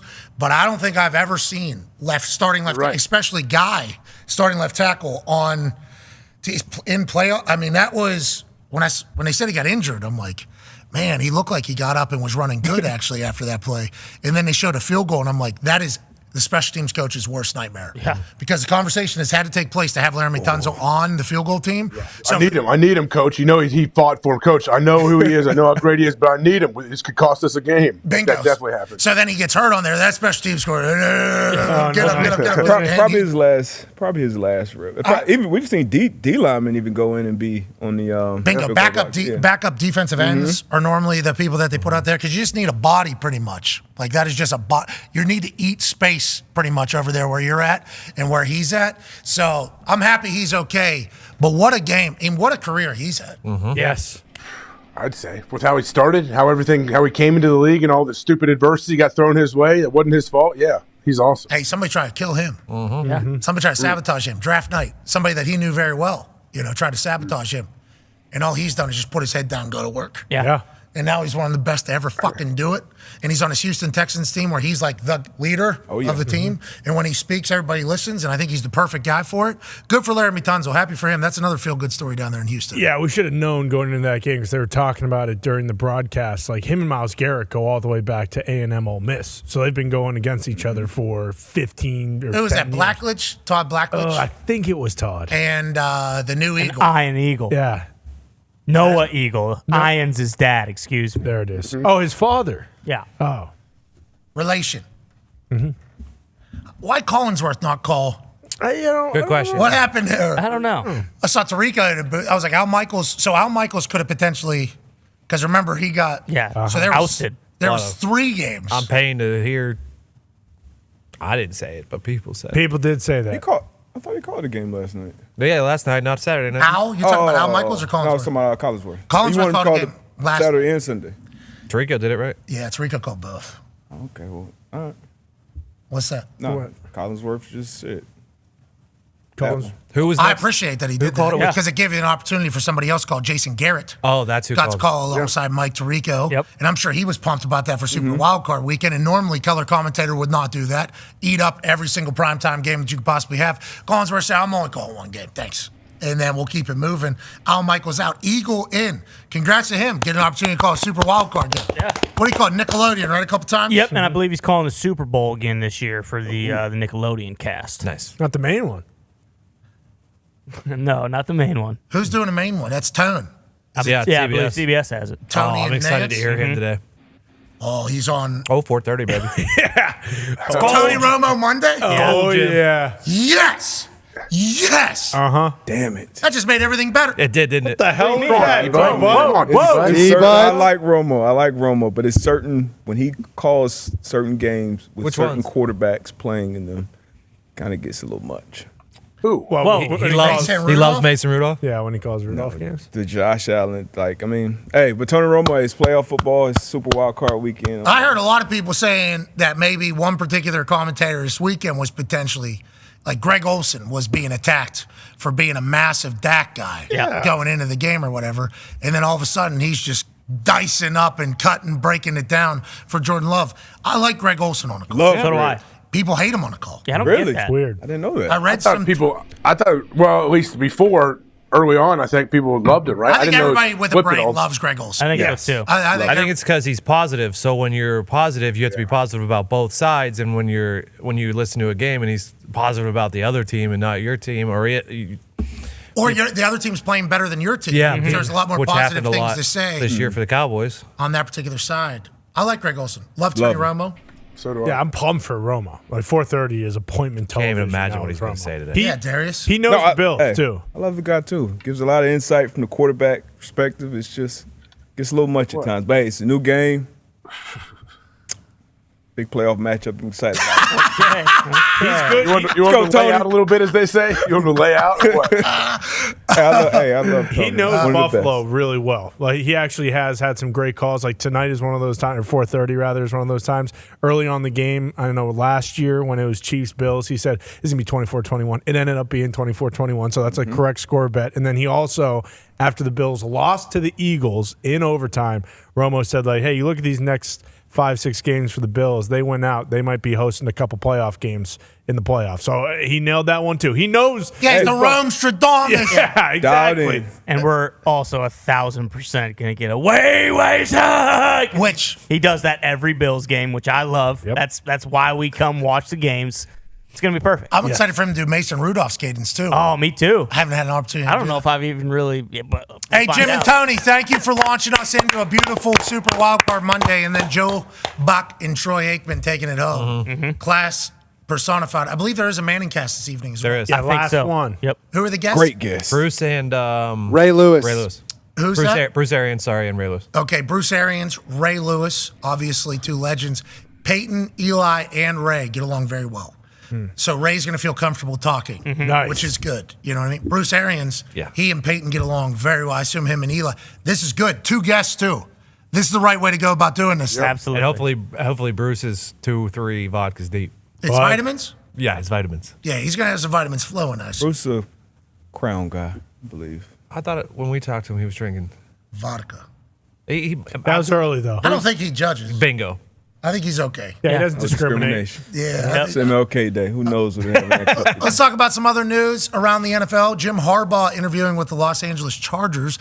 Allegedly, if you listen to what Schefter's saying, they just have to figure out whether or not they can get on the same page with all the other stuff. Nutritionists, how the building's set up, what's the power struggle. They're both very interested in each other. This comes after J.J. McCarthy, quarterback of the national champion Michigan Wolverines team, has declared for the NFL draft. Blake Corum has declared for the NFL draft. A lot of the Michigan pieces that obviously went to back-to-back college football back-to-back college football playoffs and then won a national championship. They're moving on. Is Harbaugh utilizing this situation as, hey, next coach, next group, already handed off the baton pretty much to Sharon Moore, who got great opportunities at the end of the year to coach great things. And this is just an easy break to go to the NFL and try to win a Super Bowl and be one of the only coaches in the history to ever win a national championship and a Super Bowl. We shall see. But it feels like he's going to the Chargers as of this moment, AJ.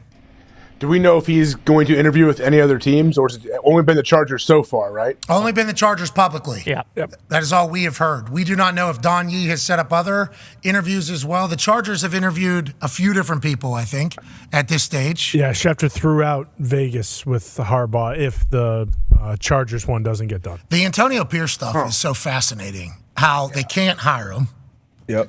Got to go through the process. You asked a good question, though. You asked a good question. So they have to interview, what, 2 minority candidates or whatever, and you said, like, what, we got it, let's hire him. What do you mean? Here he is. Yeah, feels like we're slowing down a process of making good change, as opposed to just because what happens if they do this full interview process and somehow get distracted? Yeah. And Antonio Pierce is without, like, you know what I mean? Like, because Mark Davis potentially distractible.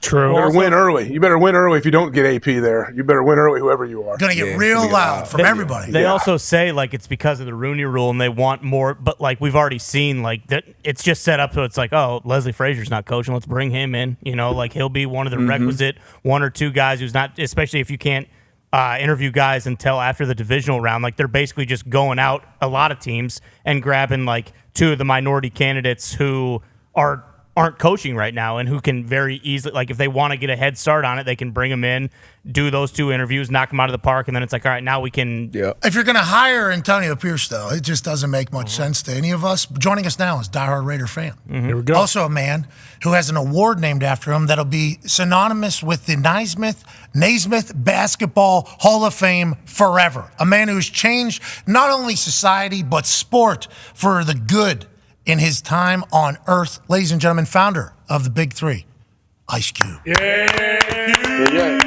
What's up, Pat? What's up, guys? How y'all doing? Hey, congrats on the award, man. That's a massive ordeal. You're going to be remembered forever, you know, in basketball history. Not that you shouldn't be, but like this cements that case. Congratulations, Cube. Oh man, it's such an honor.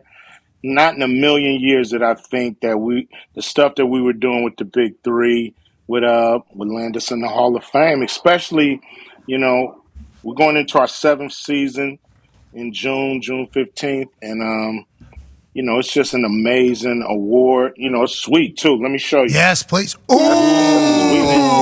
a sweet award right there. Yeah, look at that. Hey, that's Ice Cube over there. It looks like a whiskey drink. Yeah, Yeah, you know what I mean? It's Ice Cube with a nice basketball in the middle, the Ice Cube Impact Award. You know, it's an honor to receive it, but we can't wait to give it out next year to deserving people that might not be as famous as me, but they do the great work of pushing basketball. Let's talk about it. Now that you're a Hall of Famer, basketball Hall of Famer, you know, Mount Westmore coming out with some more. You know what I mean? We got Hall of Fame shit to talk about now in raps. That's a big deal. Yeah, you know, I got to get Fody and Snoop. You know, Fody's worried about the 49ers right now. You know, Mount Westmore's the last thing on his mind. Snoop is worried about the Steelers winning tonight. So, you know, once I get the football off their mind, maybe I could get them in the studio and we could do a Hall of Fame song. Yeah, we fucking need it. Yeah. Okay, we need it. So let's make that happen. Let's talk about football a little bit. Raiders obviously going through another transition, a little turnover. Do you have any thoughts on it all? Max Crosby's come out and said AP's the coach. I don't even know what we're talking about. Everybody else has said the same exact thing. Do you agree? How do you feel about where the Raiders are right now? I agree. You know, I think we need to hire AP. You know, when it comes to the NFL, you know, the athletes are pretty even, you know, at the end of the day. And you need somebody that the players listen to, who they'll play for, run through a brick wall for. And when you find that, you can't let it go. And the Raiders have that in AP. You know, they really want to play for this guy. And you got to respect it and let's roll with it, man. What we waiting on? Yeah, Mark Davis seems like the perfect guy to have, the only coach that has 2 stud earrings too. Yeah, you know what I mean. I think that is how the Raiders are supposed to. And he drive a 6'4" lowrider to the game. You know what I mean? It's like Raider Nation to the 10th power. It feels like everybody's on the same page, Mark. Let's go ahead and get that done. Come on, let's get that one done. Go ahead, AJ. Come on, I'll call him up. Maybe I can, you know what I mean, convince him that, you know, as president of the Raider Nation, I approve this message. And a Hall of Famer, too. Hey, you're a motherfucking Hall of Famer, too. Let's not get... Hey, you know, I'm in 3, man. You know, I'm in Rock and Roll Hall of Fame. What? I'm on the Walk of Fame. What? And now, you know, the Basketball Hall of Fame. Not so bad. This is the trifecta that I never in a million years would think that I would reach. So, very proud moment. All earned, Cube. All earned. I'll never forget it. you. Go ahead, AJ. I want to pivot to basketball quickly. What was your thoughts on the whole in-season tournament that they had, and obviously the Lakers raising the banner and all that? What were your thoughts on that whole situation? You think that's going to progress and continue to grow even bigger? Well, it was a little confusing this year. You know, I don't know if I count that as a banner. You know, I think that's more of a certificate. It's really about winning. It's really about winning the real deal. You know, we usually don't hang nothing up but championship banners. So, you know, I guess this is cool if we need some extra, you know, window dressing. But for the most part, you know, it's a napkin. You know, we need a real banner. Man. That in-tournament thing was very confusing. Hey, but they had different courts. Yes. They had different courts. Cool designs. Well, they learned a little bit from the big 3 on that. You know what I mean? We got some of the most spectacular courts. So, you know, we don't mind if they borrow a little bit from us. We done borrowed a lot from them. Yeah, well, hey, that's good. Hey, that's why you're in the Hall of Fame, baby. That's why you're in the Hall of Fame. Yeah. Speaking of, like, live show, entertainment, and everything like that, it's because you have a massive fucking brain. Darius has a question for you. Yeah, Cuba, I want to ask you about your creative process. Obviously, actor, writer, rapper, all these different things, commissioner of the different league. What are these thoughts come to you at? Is it on the shitter? Is it on the plane? Is it when you're taking a walk? Like, what's your creative process like? Everywhere, man. You know, it's really like I'm a fan, and when I want something that don't exist, it's really up to us to come up with it.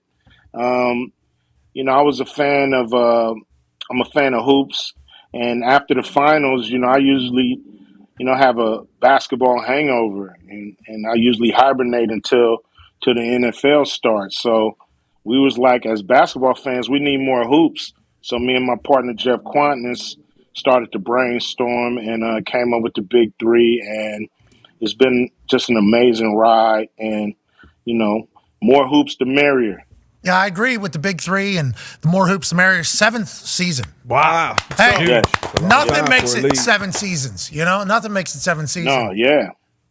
A lot of people thought we were crazy. And a lot of people told us, new leagues don't last. And we said that may be true, but this is a great idea. Got a lot of fans out there that want to see more basketball. And now we're in the process of selling teams and placing teams in cities. So, we're just looking to expand the league and grow the league. We got 12 teams now. We look to go to 16 to 24 and just keep expanding and have something really cool for the summer. Speaking of that, Ty has a question for you. Yeah, Cube, to that point, at what point do you start kind of like almost recruiting or like looking for new people to be involved with this? Like, is that a process where you're kind of the one taking the bull by the horns and trying to find these people? Or do you, now that the league has gotten, more exposure and more people know about it and want to get involved, do you have people coming to you like kind of pining to get into it? Yes, it's a mixture. A lot of people are coming to us. They know the league is here. They love the competition. They love the style of play. 3-on-3 is mano y mano. You got to man up. There's no help coming. You can't be a specialist. So guys like this style of play where you have to dribble, pass, shoot, and defend to really shine in the Big Three. And so they're coming to us. But I'm the best recruiter in the country, man. I done recruited Hall of Famers to be a part of the Big Three. So I'm going to use my recruiting skills, too, and try to get some of these names, to continue their game. Hey, maybe next time you're on the shitter or wherever you do your thinking, like college football coach. Yeah. If you can recruit, you're a winner. Immediately. And they're giving like $80, $90 million guaranteed contracts. Not that you would ever need it, obviously, with all the success, but recruiting's the name of the game. Maybe that's where you go next, Cube. I don't know. I think, with this league, my hands is full. I'm really trying to get people in the Big Three. College, they got enough recruiters. The Big Three is where it's at. I think the fans love the league. Players love to play. It's fun to play and fun to watch. So, I'm just having fun in the spot I'm in. Season starts in June. Connor has a question. June 15th. Hell yeah. Yeah, Ice Cube, now that you are, the Ice Cube Impact Award winner officially, the inaugural one, what's your first order of business? Are you going to, maybe reach out to like Draymond Green and just tell him, hey, we can't have you doing all that bullshit. We need you to be playing on the court? Or where do you think this kind of takes you now? And then will you also have a say in who will be the future winners of this award as well? Yeah, well, it's really about finding those diamonds in the rough, those people that's out there working hard, using basketball to positively impact the lives of youngsters and players all over the country. And we're just, now it's time to go to work and find out who's the new recipient, who's going to get it next year. And we're looking forward to, learning about a lot of different finalists and hearing their stories and, crowning another, person that's making an impact next year. So that's what's great. Every year we get a chance to shine the light on somebody who might not be as famous as me, but who do great work. And, that's what it's all about. My quote is, an assist is the most generous play you can make on and off the court. And so we want to assist some people and give them some shine. Hey. That's a beautiful quote. Mm-hmm. Oh, yeah. You only have like 3,000 bars, so just add that one. Add that one in there. We appreciate you, Ice Cube. Congrats on all the success and the recognition. You deserve all of it. Good luck with everything you got cooking. Thanks, guys. You guys got a great show. Love to tune in. Love to watch. Keep doing what you're doing. Cube, I was canceled by both political parties last week. Just in 1 week. Tuesday, one of them. Wednesday, the other one. Friday, we woke up. Sun was still shining. You've been there. Man, join the club, man. Let's start a gang together. It would be an honor to be in a gang with you. Yeah. For the movies I've watched. Let's do it. Ladies and gentlemen, Ice Cube. You've been in the waters before. Yep, three Hall of Fames. I've seen one of them documented. Mm-hmm. And it involved a baseball bat. Yep. That was awesome. Awesome. I love everything about that. Yeah. Yep. Tough not to. Could you imagine not thinking about that with the way what we've learned about the music industry and how it like kind of all operated? Yeah. I mean, now what we're learning with the TV thing, but like still. Yeah, similar. Similar. Just a couple people placed in a couple positions. Yeah. And then just walk. Nope. Not happening to me. Yeah. This might have been how it's been, but this is not how this is going to go and just changing everything. What a legendary brain that guy has. Yes. Yeah. Thanks for joining us, Ice Cube. How long has he been? He's been super relevant and on for what? How many years now? 30-some? Seemingly. Yeah, At least. north. Yeah. More. Maybe more than that. Yeah, 35 years probably. close to 40. Legend, dude. Awesome. Completely different lanes too. Like Bingo. legit actors in movie, like writing multiple movies, commissioner of a league, like owner of a league. Like it's Music. incredible. Yeah. The music is just absurd, too, because this is Mount Westmore.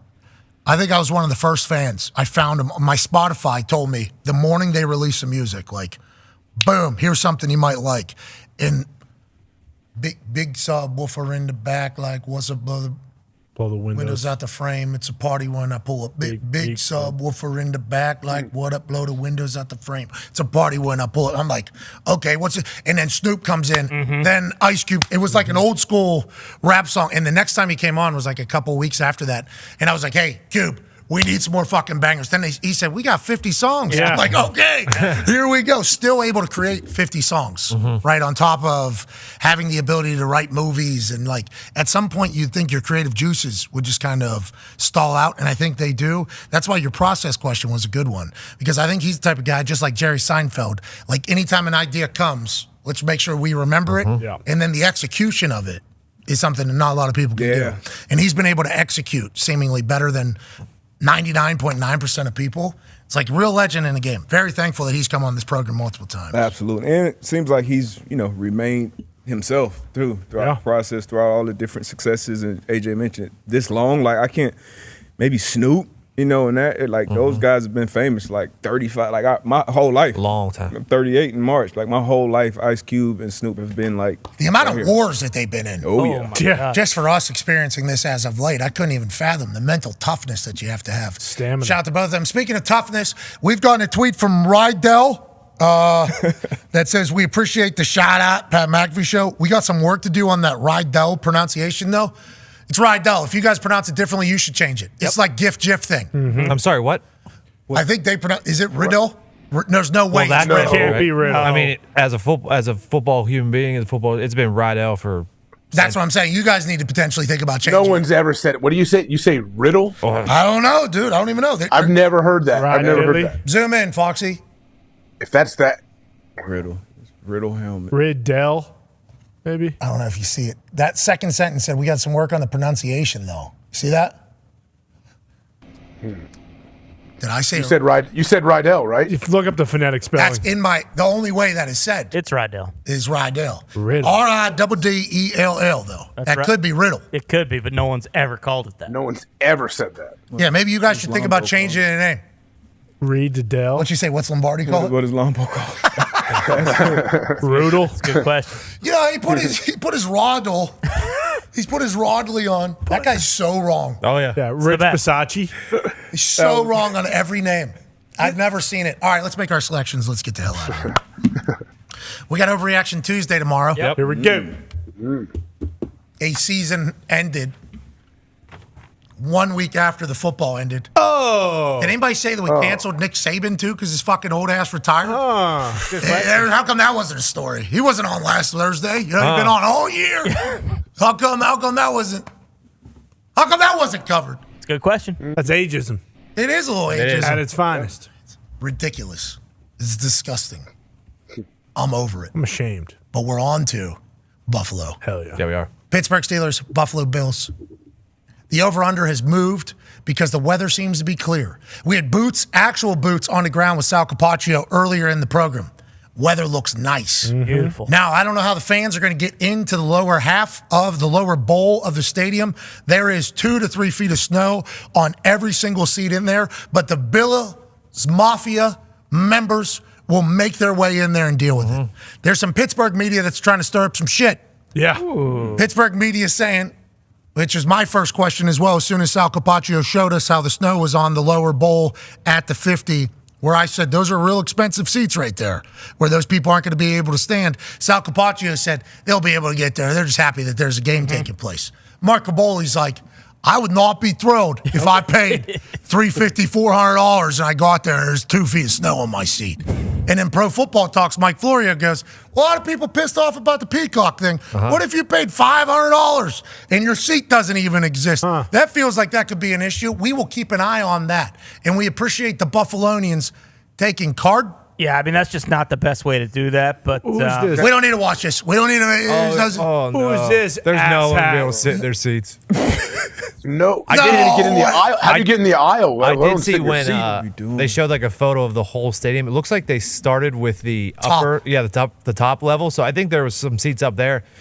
You know what the they were bottom doing? level's fucked. You know what they were doing? They were throwing it down there because it's easier. So those lower seats, which are the most expensive, and hey, that's on them. They're going to have to deal with it. But what the fuck was that right there? Is that what's going on? If you come to work, you got to bring a shovel, or they got to provide. They said 200 people were able to be paid $20 an hour. They should have 200 shovels. I believe shovels were provided. Oh, they're trying to get to the seat. Talk to the Green Bay people. The Green Bay people have it down to a science. Like there's the big ramps where they throw the snow on the ramps and it goes down. Like okay, so these people bought tickets to a game. Yeah, I mean, this is live. Oh, yeah, they're starting to This This is is live. going to Look, be bad. This This is could get not- bad. Like, how do you know where you sit? How do you know anything? They're going to be standing on top of each other.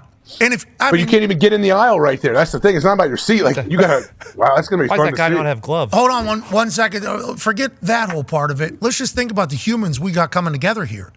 We got Yinzers. Yep. Uh-oh. And we got Buffalonians. Brother. Oh, baby. There's probably going to be some cocktails. Yeah, for sure. The football game is going to be very. Yeah. And now they're literally standing on top of each other. Oh, no. You know what they should have done? Why do they have shovels? They should have brought flamethrowers and just melted all the snow. Boom. That's chess. Let's pass them out. They'll probably start pissing all over their seats just to try to melt a little bit of snow. I mean, it's not a bad play. You're not kidding. 15,000 people are going to get arrested today. They're going to be standing on top of each other. Well, the issue is they were only offering to pay up to 200 people $20 an hour. That's why nobody's fucking there. Come on. Yeah, which is an interesting move. Like they were saying, you had to register to do this. Like let them in and let them shovel. How about them saying, we got to make sure we get Yeah. taxes. Like, look. We got to make sure we do this whole thing. Let them shovel. Like they're trying to help you out, man. So we're an hour and 43, 42 minutes before kickoff. Those Steelers fans drove up there with their kids. Oh, man. We're going to go see a playoff game. Let's go up there. And he couldn't even, is this our row? The fuck is this about? Is this our row? I don't know. Is there anybody help? No, But they've had plenty of snow in the past. Why this time can they not get the stadium cleared because they couldn't get enough people there? Exactly. And all these people on Buffalo who are, taking shrapnel from some people, myself included, saying that this is ridiculous. This is what makes Buffalo Buffalo. But for some reason, it's a massive deal today. Yeah, exactly, AJ. It makes no sense. They hang their hat on this shit, and then when it happens, it's like, boo-hoo. That's a New England Patriot fan? Yeah, but still. I've seen Mr. Kraft handle this very similar situation, but I gotta tell you guys off here how he handled it. But Okay. very effective and efficient. Snow? Oh, is that right? You just put human bodies? Why are you? He turned off the weather machine. I will not say it publicly. Well, the thing is, too, with New England, is that if he put out the bird call You just said it publicly. I did not. Without saying, we have an update on Yinzer and kids trying to get to seat. Oh, they got there. Boom. I found it. Nice. Oh, here we go. Oh, yeah. That's what we do. Get this guy some gloves, please. Look at this man. He's a human. Wow. Boom. Thank you, Dad. It's a Guy's a machine. preview of You better what pay Nog this is guy going for to do. clearing out the aisle. Think about how fucking cold this man's Oh, legs. my God. I didn't even think about it. I think he's doing the whole aisle. That's What a good, game. man. What a Well, yeah, dog. he's in the the wrong whole section. stadium. Obviously, These aren't even our fucking seats. we're in the next one. We're in the next one over. It's going to be so cold. I didn't even think about it being POW. Yeah. Oh, yeah. I thought it was going to be like, Pack down. Right. Yeah. instead, they're going in this. Fresh pow. There's a limit to Why is there a limit? There should not be a limit. limit to the first 200 shovels. They only okay? had 200 shovels. They don't want to pay that much. We're Bring your own not- shovel. We're not paying everybody here, but if you come to Highmark Stadium, that we've been told is impossible to get to. Yeah. Shovelers can arrive at the register at midnight, shovel snow through the night into Monday morning. $20 an hour. Complimentary beverages and breakfasts in the morning will be provided in a comfortable, warm break area. Those interested in shoveling must have proper photo identification, driver's license, state ID to work. Slow things down. Yeah, this is just. I'm not even getting into that whole conversation Classic Pagulas. because that would throw us into last week's We don't wars want it. yet again. Not even getting into that. With follow-up, though, any human that wanted to fucking shovel snow should have been allowed to fucking shovel snow. Bingo. You want to come do this miserable, freezing cold job that is going to make our business, which is worth billions and billions of dollars, operate in the biggest stage that it's had in a long time? Yes, you can come do that. Now we're staring down a scene. That's going to be a scene. Oh, yeah. Yes. And that snow is going to be raining. It might not be snowing from Mother Nature, No. but you know how those builders fly. Yeah. Yeah, wait till. Snowballs. Especially with that pow. Snowballs with buildos in them. We don't know. That's dangerous. You never know what's inside. You don't those want a things. frozen gonna buildup happen. flying through there. Because they're saying the lake effect snow made it a little moist. Oh, That's the definitely best. Perfect packing snow. Yep. That's what They're you're gonna looking have for. like a full stadium snowball fight, but then the first time the Bills score, it's gonna be fun to watch. Oh, it's going to be like that Nickelodeon slime zone. Bingo. But then let's look at the fourth quarter when Naj scores. Okay. Oh, baby. And Naj does one of these. Are you not entertained? Yeah. That's fine. What we're talking about. I'm not worried about Nosh. I'm worried about that man and his two boys getting hit with snowballs after that fourth quarter. Good touchdown. boys, Can too. we show that again of him just plowing through there? How the fuck is that going to work? It's Think chaos. about the stairs. It's chaos right now, Pat. They got guys shoveling out there now, too. Fans have taken up shovels, but they're just throwing the snow onto other seats. Bro, think about how slick those stairs are going to be once all this snow. So We're talking many about people. cracks. Oh, yeah. Rumor in Pittsburgh is he walked from Pittsburgh to Buffalo. Just like I'm that. watching fucking Mason Rudolph beat the Bills, all right? Ain't nothing this fucking snow's going to do. You see that, boys? You see that? No excuses. No excuses. This kid's going to remember that forever. Oh, yeah. Now, kick back. You lead the way back. I'm kind of cold. I'm sick of this. How many rows are there, we think? 7 rows? How many rows do we think are just in that portion that we can't see anything of? Oh, yeah. How many seats are in there? 100? I mean, 150? In this section. Oh my god. I mean, it's up. At least. It's up to his dick in snow. Yeah, they're fucked. Is it? I'm pumped to watch this. Let's go. This game's going to be a shit show. Yeah. All right. Does that change anything for you? Does that make you pick the Buffalo Bills? -10. We'll start with Darius J. Butler, who said he had a lean, I believe. Especially with the Sal Capaccio update of the weather. Now, we don't know if the seats situation changes anything for you. Who do you like? How do you like? They did that Rod Woodson jersey, that Troy jersey. Bingo. No way in hell they get beat by more than 10. I'm going Steelers +10. Okay. So you were on the Bills. I was. And then Woodson right there, Charles Woodson. Him leading the way for his kids, his sweet boys or girl, can't really see. We don't know who the third jersey was either. Yeah. Sure, it was. But those two, I mean, who Mean cares? Joker. who the third Yeah. was? Donardo jersey. All right, hey, couple of injuries swaying some people. He won't be bummed out. AJ Hawk. 10 points feels like a lot, especially in these kind of conditions. As Ty says, you got snow past people's meats up there. They can't even get to their seat. I have a hard time believing that you can win by more than 10. Buffalo could do it, but I'm taking the Steelers here +10. I'll take the Steelers as well. I believe I picked them on Friday. The game got moved, so we could do a repick. Did you have the Bills or the Steelers on Friday? He had the Bills. Oh, so you just changed your Steelers. Wow. Hey. Did I have the Bill? We didn't make any picks, I thought. Yeah, we did. We did. This game was supposed to be yesterday, remember? Yeah. Well, you know, when I'm presented with new information, sometimes I will change my mind. That's because you live in the moment. Exactly. I'm right here. All right, well, right here, we need you to pick the next one. Philadelphia Eagles, Tampa Bay Buccaneers. Jalen Hurts was a full participant in practice, even though he fucked up his finger last week. The Eagles have stunk, in their own words. Yep. Yes. Not been great. 1-5 run, 0-6 ATS. Big Dom back on the sideline. Boom. Big Dom back on the sideline for the Philadelphia Eagles. Baker Mayfield in an incredible season for the Tampa Bay Buccaneers that nobody expected, winning the NFC South, having a home playoff game. The weather should be fantastic as opposed to what we're going to see in Buffalo with the snow game that's certainly on the horizon. D-Butt, how do you see it going? I'm going Tampa, straight up. But obviously with the 3 points, but I'm going Tampa. I like their pass game. I like Baker, and a lot left to be desired for that Philly defense. So give me the Tampa Bay Buccaneers. I haven't even really thought about this one. I was hoping you were going to sway me one way or the other. Believe there are some massive incentives for Baker to make some money today. Baker's Speaking of Jordan Love, another $500,000. Baker's 2-0 against the spread in the playoffs. He obviously got that win against the Steelers, and then I think they played the Chiefs the next week and covered. Some rain in the forecast, but nothing bad. AJ, who do you like? So you're telling me Jalen dislocated his middle finger on his throwing hand, and now he's not even on the injury report at all? Yep. Dog. He wasn't throwing until a couple of days ago. Believe me, this dude is a monster. He's a stud. But yeah, I'm with D-Butt. I was kind of waffling back and forth, but give me Tampa Bay +3. All right, I think I have to pick the Eagles because I got one wrong. You got one right in this weekend. So just for my sake, I'll take the Eagles -3. Big Dom's back on the sideline. Yeah, you're right, Gumps. Yeah. What he Get does Browns to a out. team is not just like something you can find in a stat sheet. Can't measure. Yeah, can't measure. I suppose.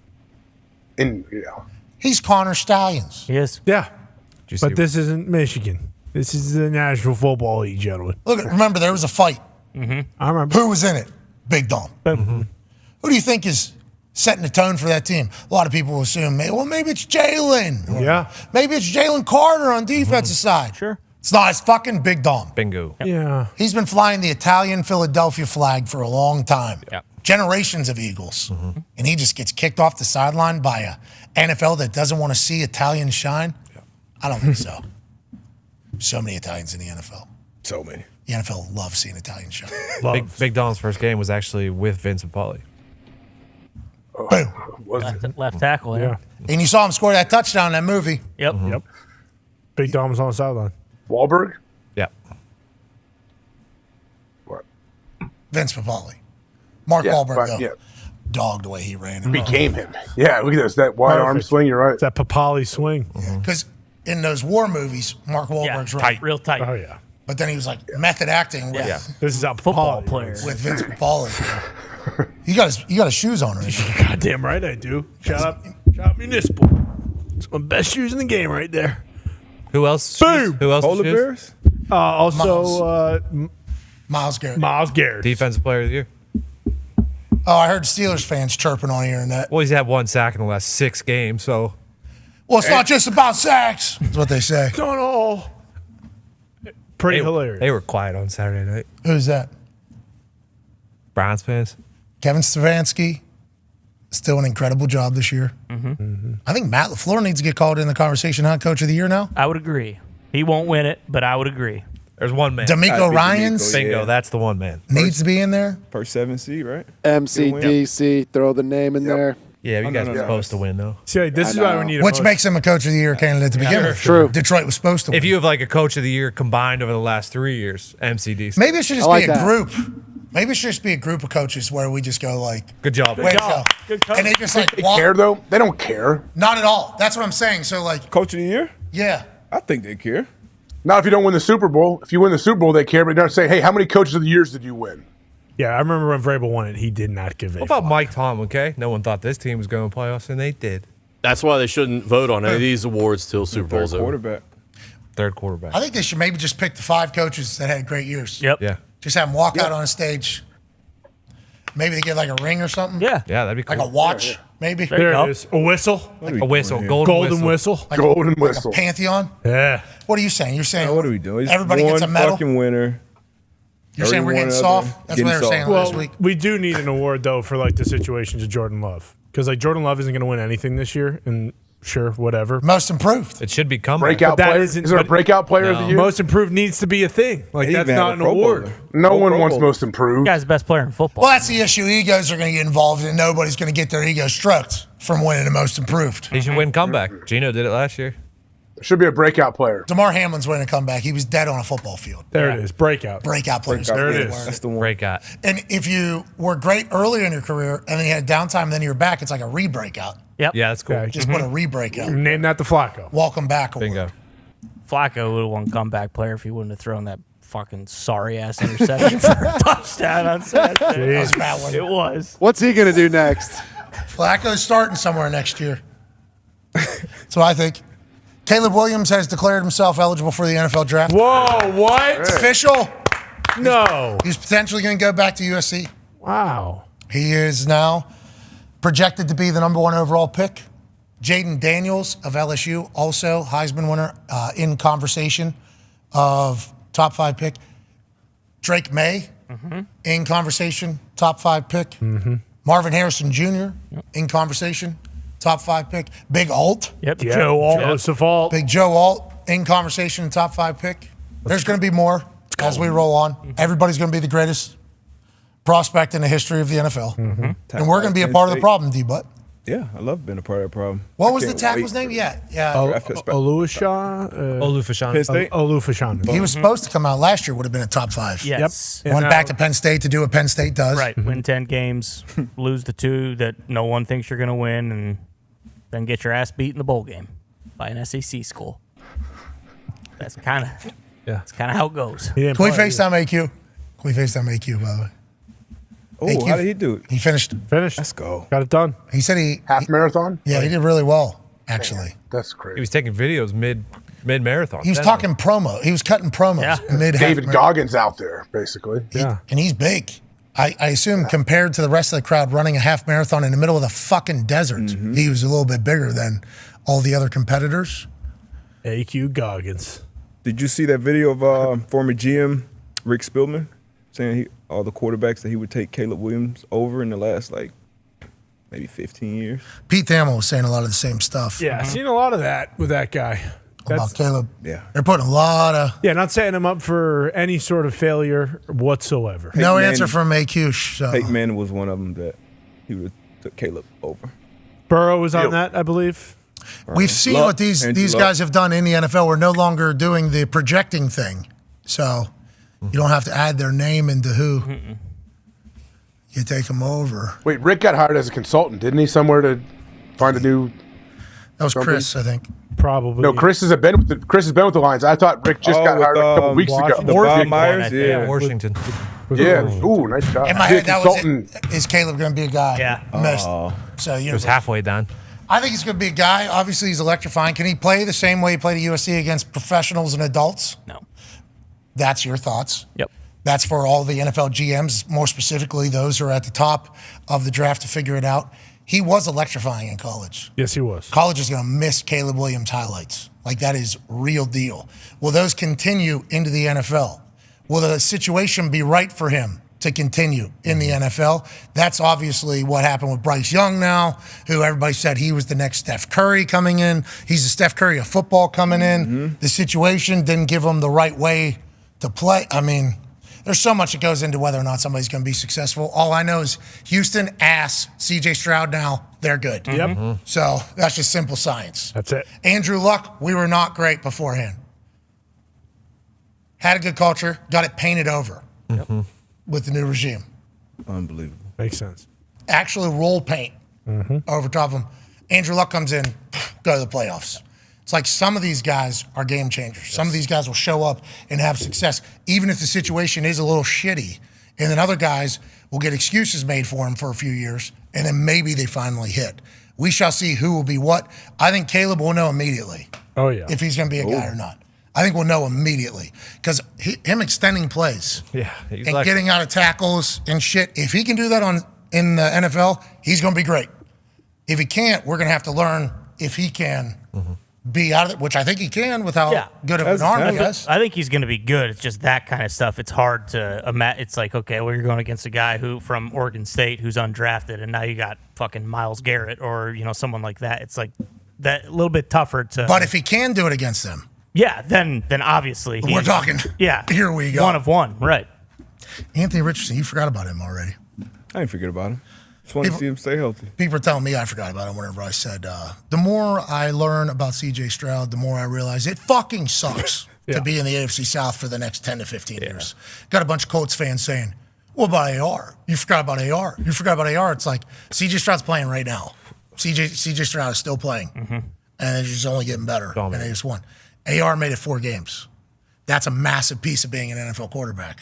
Like, can AR survive? I fucking hope so. And we loved what we saw. Yeah. But we've also seen guys, career either get just derailed by injuries or they just fall off a cliff. And it's early with CJ and Jordan. They could have some down years, but I feel like with all of us, we've seen enough to it's not like gimmicky. It's not just, hey, the guys are open, everything's schemed up. These guys are off platform, off schedule. In the NFL, more times than not, it comes down to just doing the routine shit. Hey, go through your progressions, make it. Take what they give you, right? Exactly. Take what the defense gives you. Yep. Check your protections. You talked about Jordan Love checking out of that play and then checking back into it a play later. Like just little shit like that. Being on the same page with your coaches, the veterans, the young guys, just all those things that matter. That's why it's such a crapshoot in the draft. But let's not put the expectation that there's another C.J. Stroud coming. Right. No. You know? Because inevitably you're going to get bummed out. Yeah. Very. Inevitably, because it takes a while. It really does. Like with AR, I thought, all right, we got a guy. And then 5 games in, he's out for the rest of the season. It's like, this is going to be a part of it. Like, this is a part of a transition of power into your next franchise quarterback. Saw a lot of promise, saw a lot of hope. But I'm watching with my eyes right now, end of season January football happening in the AFC South. Yeah. And it's really fucking good. It's really too good. He came into the Loud House. Well, look, I don't want to be the one. NRG's Stroud House. Yes. Stroud House. There can be more. NRG was Stroud House is rocking. down there. And They were rocking down there. I told you that place, loudest stadium I played in. When we were playing, it was loud. Ears hurt, like actual ears hurt, which is not a normal feeling. You know what I mean? And they're back. They filled that place up. Oh yeah. Way to go, Houston fans, Houstonians. Brother. All right, if this one goes in, Anthony Richardson's going to be MVP next year. Okay. All right. I believe that. Hey. Put the ticket in. Son of a bitch. Oh. I'm sorry, Anthony. It was flat ball. We'll do it again tomorrow. Universal speak to us tomorrow. Yep. That doesn't mean anything, Anthony. It was a flat ball. Yep. Invalid. Hoops inch too high. Too low. Is it? Yeah, that's the low one. That one's better. That was actually. Was someone dunking and hanging on it? Yeah. Yeah, it's actually like the movie Hoosiers. They come out and measure it. Yep. Mitt was windmilling on it this morning. I thought I heard that. We got a situation brewing with Mitt. Oh my goodness, how is Mitt? He limped coming in here, but I think he's What okay. happened? Well, I mean, it gave him these unbelievable Michael Jordan basketball skills. So whatever happened, it worked. Yeah, he got T-boned in his car that he should never drive again, which he won't. He won't because that thing It's is completely yeah. Happy you're okay, Mitt. Love you, Mitt. That car has been quite a message from the universe that Mitt shouldn't fucking drive it. Yeah. It's crashed 5 times. At least. It's like a solicitor message at this point. He's taken care of it, brought it back to life, wrapped it a different color, has invested in this thing. Put new lights on it. Love the toy, dude. Verbatim. That's not hyperbole. That's what he calls it. That's a quote. Is it the car? Like, what's wrong with the car? Well, it's rear Swerves wheel into drive, traffic or first what? of all. It's rear wheel drive Mustang in the middle of 5-degree weather. So that's certainly a decision that got made. That isn't like the soundest. But also, it feels like bad luck. He'll park it somewhere that's terrible. Yep. There's a parking spot. Yeah, but you have eyes. You see that potentially no cars can fit through here now.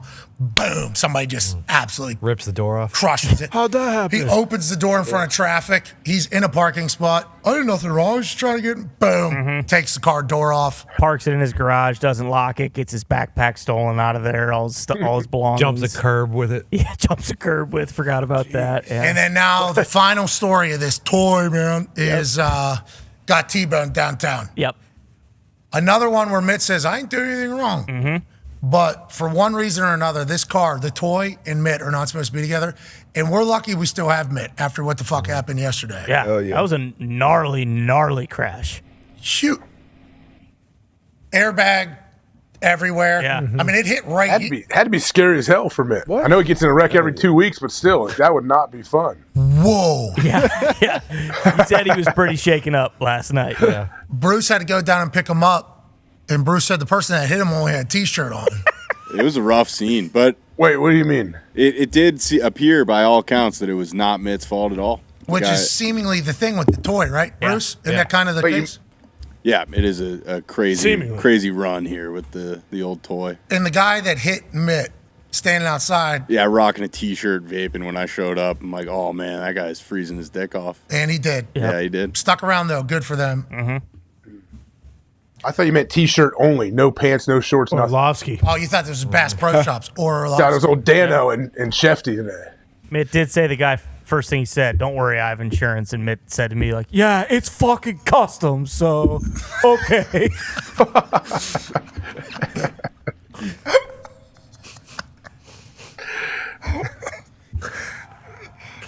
Insurance I can pay for the carbon fiber. Yeah, exactly. And he's right. They're not. Like They are fucking not. cold air intake. Mitt pays $10,000 a month in insurance. You're doing great, Mitt. You're doing great. Does Ryan Clark have no shirt on underneath the? I was just looking at that. I can pull it up. It looks like he does. Here it is. No shirt. Whoa, he does. I think it's an undershirt. No, he has one on. He has one on. Like a beige. Yeah. That's a good set. I'm happy they have it. I legitimately thought they had no set there because Shefty and Orlovsky were in a hotel room together, sitting on regular ass chairs. Yep. With poor lighting, unbuttoned dress shirts, cheeks out, and Dan Orlovsky naked from the waist down on Get Up this morning. Yep. One of the biggest mornings probably Oh, yeah. they've had In a long time. That set looks good. Set looks really good. Ryan Clark has a shirt on it. That's still you pulled something up. That did not convince me. Yeah, I think he does. He's got a brown- V-neck on. Yeah, I brown can. t-shirt. I can see the collar. He's got a V-neck. Dude, the amount of confidence it would be just to go no shirt. That'd be sweet. Like you're Jerry the King Lawler. Yeah. Warm over there. Just showing off that you're in Tampa. Yep. Oh, how's Buffalo? Guys are snow plowing with their penises? Okay. You know what I'm doing? Check this out. Tops off in Tampa. All right, let's get out of here. Hour and 29 minutes. 19 minutes, I'm sorry. Can't wait. So kickoff. We're going to go watch those games. Hell That yeah. place will be clear. They'll get all that snow out of there. They'll be fine. Yeah. No, they won't. Tons of time. Do we have any more updates on how it's going? That's going to be a scene. I've seen Bills fans. Sal's jumping probably on, up there doing it. Fiery tabletops. Classic. Sal's using his microphone to. Yeah. Do we know what that was? Why he did that? I think he's trying to demonstrate how deep the snow was on top of there. And But- how easy. Let's throw a to get mic it out. in here. Hope that thing works. Yeah, actually, does it? It was. Yeah. Perfect. Thing had snow caked in it for the next 20 minutes. Now when Held that strong. melts, it goes down in, seeps down into the wires and all the circuitry and all that kind of stuff. Sal might have a problem, but he's a professional. I'm sure he's got a couple backups. Yeah, but we're hoping he uses other microphones for everything else. Yeah, for sure. Sal's in Buffalo. You think that's the first time he did that trick? Absolutely not. He's a Buffalonian, brother. Oh, you think that's standard Sal? Yeah, that's a little Sal Yeah, it's classic gimmick. Sal. Yeah. It's about 4 inches deep. Sakabachi did the microphone snow gimmick on Yep. McAfee Show. Yeah. You That's guys see what it? the Buffalonians. Sal classic bald head. Of course. Did the microphone snow trick. They're probably calling for it. Do the mic trick. Do the mic trick in the snow. He even had boots on the field. He did. Yeah. Boots on the ground, he said. Yeah. Sal hit a fucking home run today. Yeah, he did. Always. Always. I'm actually shuttling in, which they don't normally do. Nice little piece of information. The Buffalo Bills are shuttling people in, not to shovel, but to watch the game. Yeah. It's going to be a disaster. All right, on that note, let's get out of here. If everybody's got to shuffle their little bodies I'm down excited. through 6 feet of snow to try to clear your whole aisle out, good luck. Can we watch the Dong Pa one more time? Good leg drive. I mean, This is the biggest game of the year. Yeah. only 6,000 more rows to do, bud. Like, come on now. You've done stadium steps before, obviously. Oh yeah. Me as well. So many This of them. is. It's punishment for us. Oh yes. Can you imagine your hip flexors here and your groin? Oh man. The kid behind's kind of knocking the snow back into them. Yeah, he is. Yeah. I mean, Come Hey, on, you bud. Watch that jag left off. hand. Watch your left hand. Hey, you jag Oh, off. no. What are you doing? kid knows it doesn't matter. All right, now go back. What if the kid's like, what is this bush league bullshit? What a nice. They moved the game for What this. a nice Yinzer just plowing the whole row for everyone in that row. He didn't have to. His seat's right there. Yep, Wow. he's probably in the middle. We're not 100% Well, you sure if really- he's in this section or not. Yeah. If I know You don't him. really know where If you're. I know Donnie, like I think I know Donnie. How about how early he was to this game? He was Smart. early. Those people who show up late are going to have so much snow on their seats because everybody around them. Yeah. Oh, Let's put on that one. Oh, it's coming. pays to be punctual here. Yeah. Big time. And it's hard to get in, they say. Mm-hmm. Let's watch it. Oh, I can't wait. Can't wait. Tony Romo on the call. Oh, I know. Mm-hmm. Look how much fucking snow's down there, Jim. Holy shit. You think? He's Probably. gonna go for it. Yeah. First That'd thing be he so says, I awesome. bet. Somebody's going In to his open, in his little open at the beginning, he does that. Jim going, hello, friends, and welcome to Buffalo, New York, where there has been snowfall, Tony. Not to cut you off, Jim. Look how much fucking snow's down there. If you're a fan watching it, I mean, you gotta be fucking pissed. Look, there's so much fucking snow, Jim. It's gonna be a good game, though. Oh no. What, Tone? Nick just sent it another picture of it's. I mean, they're in a bad situation. We got an hour and 15 minutes before kickoff. Tons of time. Tons of time. Can we see the picture that just got sent in? Where's it from? Is it from up top or down low? Because that You guy can't was up tell. top. You can't tell. This one fan looks awesome. Just a Buffalo Bills fan. There's no seat there. He's just kind of standing. No, he created his own recliner in the snow, kind of. See, so that's taking up 3 Yeah, seats. exactly. So when the person behind him shows up, they're gonna be like, "What? Oh, I hope you're happy." Oh my goodness. That's 10 seats there that we're looking at that those 2 people are taking up. It's gonna be packed. Look how much snow is on. Yes, I can't wait to tune in. Jesus.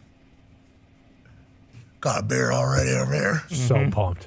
Hey, don't need a cooler. So many of those. Check it out. Oh, yeah. So many ice cold, long neck, ice cold beer never broke my heart. Pull it out of the snow. Ah. Still cold. And then put it back in there. Gonna need a couple more of these. And then the person next to him shows up. Can you move your... No, I was here first. Fuck you. What a scene. Jesus. Buffalo will handle it. Yeah. Buffalo will handle it. You guys go to the games like this as kids? Nothing Pittsburgh? like that. Nothing like that. I don't think No? there's ever been snow like that. Yeah. There was a New England, storm in no? 93, but that was in March. Quite a blizzard. Shut down schools, all of them. Actually thought the world was stopping there for a bit. People were able to build tunnels, snow tunnels, like through full neighborhood. That's awesome. Like under... That would be fun. Yeah, through full neighborhood into like igloo on the other side. Yep. And then the banks, obviously impossible to get in and out of your driveway. Yeah, but we were prepared Normally, Pittsburgh gets theirs in February, like the big ones. by that beautiful man up in the sky, Joe DiNardo. Thank you, Joe. Thank you, Joe. Joe did give us a heads up. Oh, yeah, duh. Joe said, just a heads up, there ain't going to be school for the next 2 or 3 weeks. Enjoy it. There is a hammer of snow about to hit the ground. And that's why Jim Cantori describes it that way. Yeah. Because DiNardo Bingo. Right. called it the Well hammer. said. Did we ever ask Jim if he knew DiNardo? We did not. He did, though. He does. He knows. He knows. He knows. What if he's never heard of him? His mentor? That's you mean? impossible. AJ. It's his mentor. It's a possibility because he could have seen, old Joe on your shirt right there under your right arm, under your right elbow, basically. He never mentioned it. Never said, oh, hey, there's the guy that invented the Doppler. He couldn't see it. Joe said it would. Joe and it said did. it. You would. mentioned it in his intro, and he started laughing before he was live. So he knows. So I think he knows. Yeah, he knows. You know who Babe Ruth Probably is? hates him. Probably dislikes him. Why do you think Jim Cantori knows? I hope he doesn't because I don't want anyone to, throw any shade on Joe. Well, AQ Shipley does enough. Yeah, you're right. Well, his tea times got messed up a couple times. If this one goes in, snow thing's going to be all right. Okay. Okay. Well, Yes. Yep. Yes. Not a chance. Here we go. Here we go. Madness. Chaos. Not a chance. if this one goes in, no fights in the crowd. Okay. Yep. Nope. Yes. I was hoping. Here we go. The Holy Trinity. This one, if everybody who has a ticket gets a seat. Okay. Okay. Okay? Yep. Not just sitting outside. Remember, Pittsburgh Steelers are part of Super Bowl down in Dallas, where Dallas had the ice storm. Yeah. And then It's there back. were seats that were behind pillars and poles. Couldn't get in, couldn't see the game. Paid hundreds and hundreds of dollars. Probably similar humans traveling to Buffalo for this game. So they've been there, done that before. If this one goes in, they're going to get a seat. Thank you. Okay. They're going to get a good seat. Get them a seat. Perfect. Nope. Oh, Well, man. Chaos. should be a good Chaos. show. Let's go. Should be a good show out there. Universe Talk right there. Always answers. Just gotta listen. Same thing.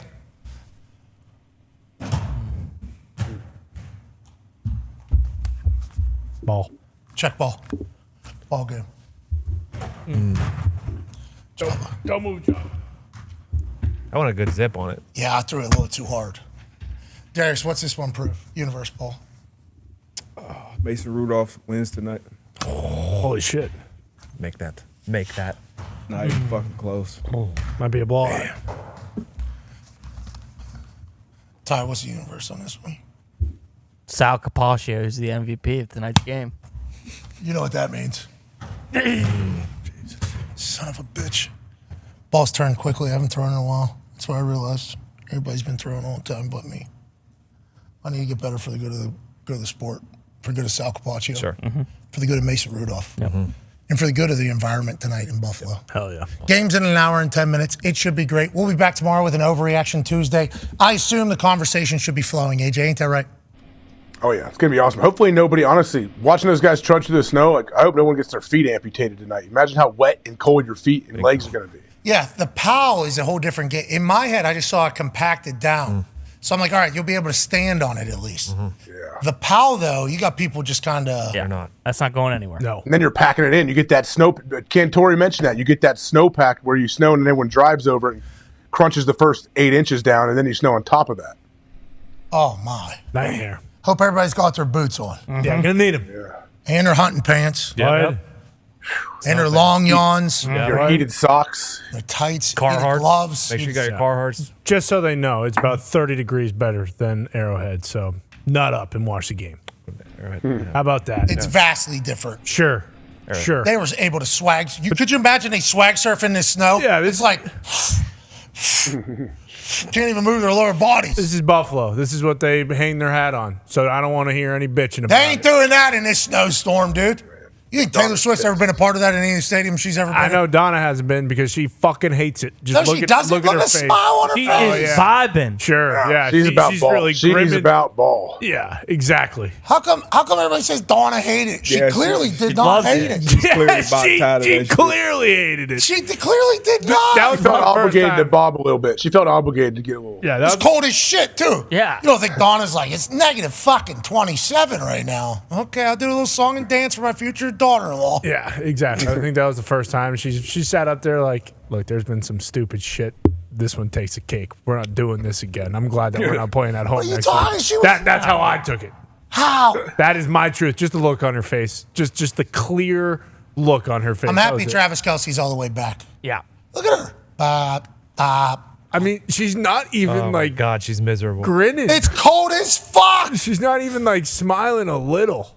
What do you mean? Just straight face. She's like that emoji that's just eyes, straight line. Well, she has to dance next to one of the greatest performers in the history of humans. Yeah, she can probably see the guy behind her's reflection in the window, and she's like, "This motherfucker." has this- never That might have been the ever." case. We don't know. Mark breathing down my neck. Yeah, we don't That know. was his moment.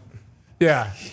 Look at Donna just fucked it. Yeah, who is that guy? He's He's getting crushing it. Uh-huh. Yeah, maybe Donna does feel what he's doing behind and says, you know what?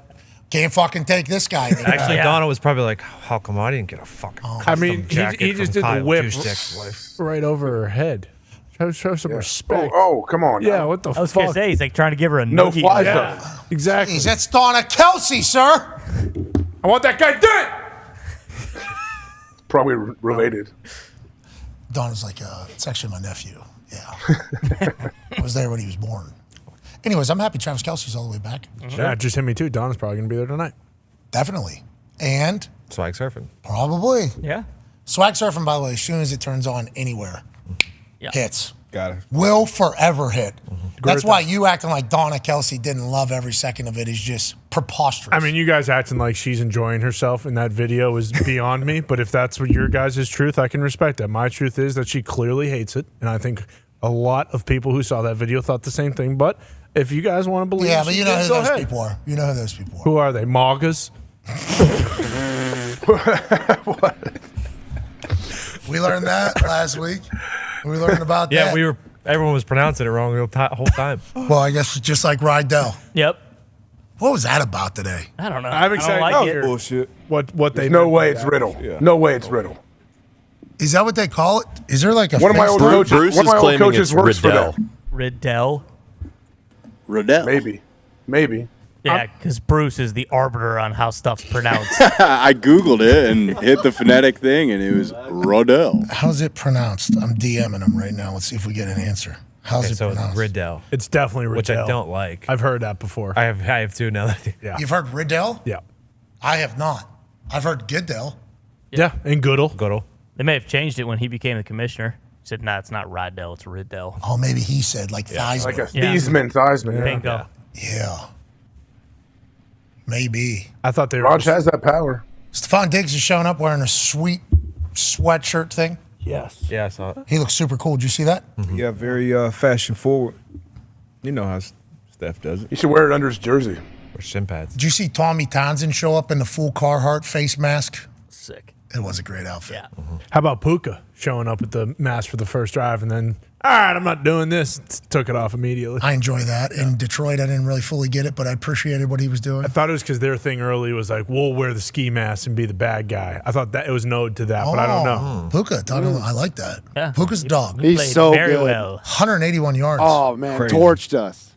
How come they had 182 yards on their graphic and then stats ended up being 181? Well, it's weird because also on that Jordan Love graphic that we showed up earlier, they had Jordan Love with a 158.5 or perfect pass He had an rating. incomplete. He left the game. They put him back in. He had an incompletion, so it dropped it down to 157.2. And of course, that matters. Yeah. Those things. Because we all understand how that works. And we all voted that should be the way it's viewed. Didn't we? And we all said, you know what? Yeah, 158.4 is what we think a perfect game should be. Nailed it. He said Peyton, Tom, Aaron, Bud, Josh, Patrick, CJ. Is this what you guys want? You got 100. That might be good elsewhere, but not here. No. We have a video with the pronunciation of the helmet that we've been calling Rydell for our entire football life. That's not We the have right the sound audio. on the Penguins game, I do believe. Sound like. By the way, Sidney Crosby, another goal against Kraken this afternoon. He's having a historic year. Penguins seem to stink, though. Don't love that. They're good. They're so good. Sorry, just get him out. Sabres played Saturday night too, by the way, at home. Yeah, you can stay for a few quarters. How was your Peacock experience Saturday night? You know what I thought about? Because it did get blurry a good amount because the weather was so bad. I think the thing, we can save this for a second, I think. We're in the middle of another. It made me think about how they used to watch TV. Blurry a little bit. Yeah. Sure. That was just standard fucking operating procedure. Just terrible, that's all. Wasn't it? Oh, yeah. I think back to like Johnny Carson Yep. and everything like that. People had no idea what the fuck he looked like that watched TV. You couldn't see anything. No. It's just a bunch of blurry bodies pretty much running around. And you just hope if you smack the shit out of the sides of it or to the top of it that it would just kind of like straighten out for a little bit and you'd be good. That's what it felt like. So it was the most streamed event in the history of the United States. Congratulations, Peacock. Yeah. But see also, when it did get blurry on those streaming platforms, it does take me back to a time of how the fuck did people watch this? Yeah. And I'm happy we're in the time now of 4K. Yeah. And being able to see stuff, AJ. I mean, what's it going to be like 10 years from now? This is going to look like garbage. AI. It's going to cook some shit. Who knows? We might not even be here. We don't. Exactly. We might not even be real anymore. Probably be in the Oculus, if I had to guess. Not even that. It's going to be the Oculus Contact. Like you're not even going to have to put big old bulky things on. Neuralink. Yeah, they're testing it out already. Right? Human trials, yep. And then it's Ready Player One. Bingo. We're all just living in tiny apartments, running around on a little treadmill that all goes 4 ways. Actually takes place in Columbus, Ohio. Anyways, speaking of Columbus, Ohio football town, had a chance to be there. We've always used Rydell helmets. Are we right with that? In the history of football, one name has echoed through the ages. Riddell. That ain't how they fucking say it, though, pal. All right. Wow. No. That guy's got great pipes, great voice, great He voiceover does. guy. He's wrong, but yeah. He's wrong, yeah. One name does echo, pal, but it ain't one you said. Nope. All right, so we'll start pronouncing right. At Riddell last night. Riddell. Yeah. We will pronounce I it. cannot commit to that. Rydell. Yeah, me either. Literally, since first day of football for me, they say, all right, strap your Rydell up. Here's your shoulder pads. You're going to have to do this whole fucking song and dance. Here's a little belt loop thingy you need to do. Of course. It's literally day one of football, I think, for everybody. Yeah. Rydell. Rydell. Rydell. Riddell. Riddell. Fuck you. I'm a shut guy now. Oh, wait. No. Did you see what Riddell did? What was the other helmet? What? I Probably think I wore a shut. What's this right here? That's fake. And they lost in those helmets. Well, that's the Boys of Summer, right? Or No, the Indiana Knights. Rydell. Boys of Sidney Crosby has another goal against Seattle. 3-0. Wow. We get that game on. how are they not good as a team, though? Little log in the tooth, I believe. Watch your mouth. Sid's the only one they got. It's like a Mike Trout situation. What's that? That's a Riddell right there. This one? I think. Oh, this is sweet. That was the one I wore, I believe, right there. So I think, let's see. Yeah, that's a riddle. It looks fake. Paint it all over, huh? They need to put a tilde or something in there if they want you to call it. I agree. Whatever they said. Want to see it? Who? That one's definitely Riddle? That's a fake. Fake ass helmets. I don't know. Your mic went limp. Bring it back. There's a lot of helmets down there, huh? There's a Riddell right there. I think this is a Riddell. Yeah, might be a shut. I don't know. I think this is a Riddell. Three and 5/8. Here's a Riddell here. It's always been Riddell. You guys remember when the first terrible helmets came out, when they introduced the evolutions, they were called, that came out like in all over your jaw? That came out right when I got to college, and I remember turning them down instantly. Those are terrible. Hey, look how cool you look. Helmet feels Zenith. That helmet looks cool, man, with that Deion face mask. Yeah. Go. Can't hear shit, but I just DM'd Riddell. It looks a little tight. It does. Doesn't look safe. Feel like you can fly around in that thing or what? yeah, need to change. Hey, also, though, credit to Pat Mahomes. They brought that backup helmet in. I bet it was freezing cold and didn't fit at all. You saw him trying to get his straps all situated. Oh, That's what he said. negative 27 with those ear pads. Oh, yeah. Riddell has responded. We appreciate the love on the show. It's pronounced Riddell versus Rydell. Our crew is loving your guys' take on it, though. Thank you. Agree to disagree. That's all right. All right, your company's wrong, but That's dumb. Sorry. you guys make great helmet. Change your name now. Sure. Sure, Bill Rydell says it like us. Bill Riddle. It's actually Linda. You're right. Riddell. You're right. So good for us, by the way, saying that. No big deal. People won't talk about it. Good for us. Nobody will talk about They it. won't. That won't be a leading fucking headline. Nope, but we'll remember. We will. Because that's who we are and that's what we stand for. Amen.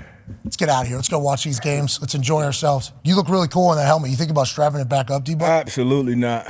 Yeah, you're on too many steroids anyways right now. Boys flying around, man. Seeing it on the field, like college football playoffs, seeing them boys, and then It's nuts. They're so big. Why are they all so... Everybody's so big. They're too fast, too, for how big they are. It's way too fast. I agree, dude.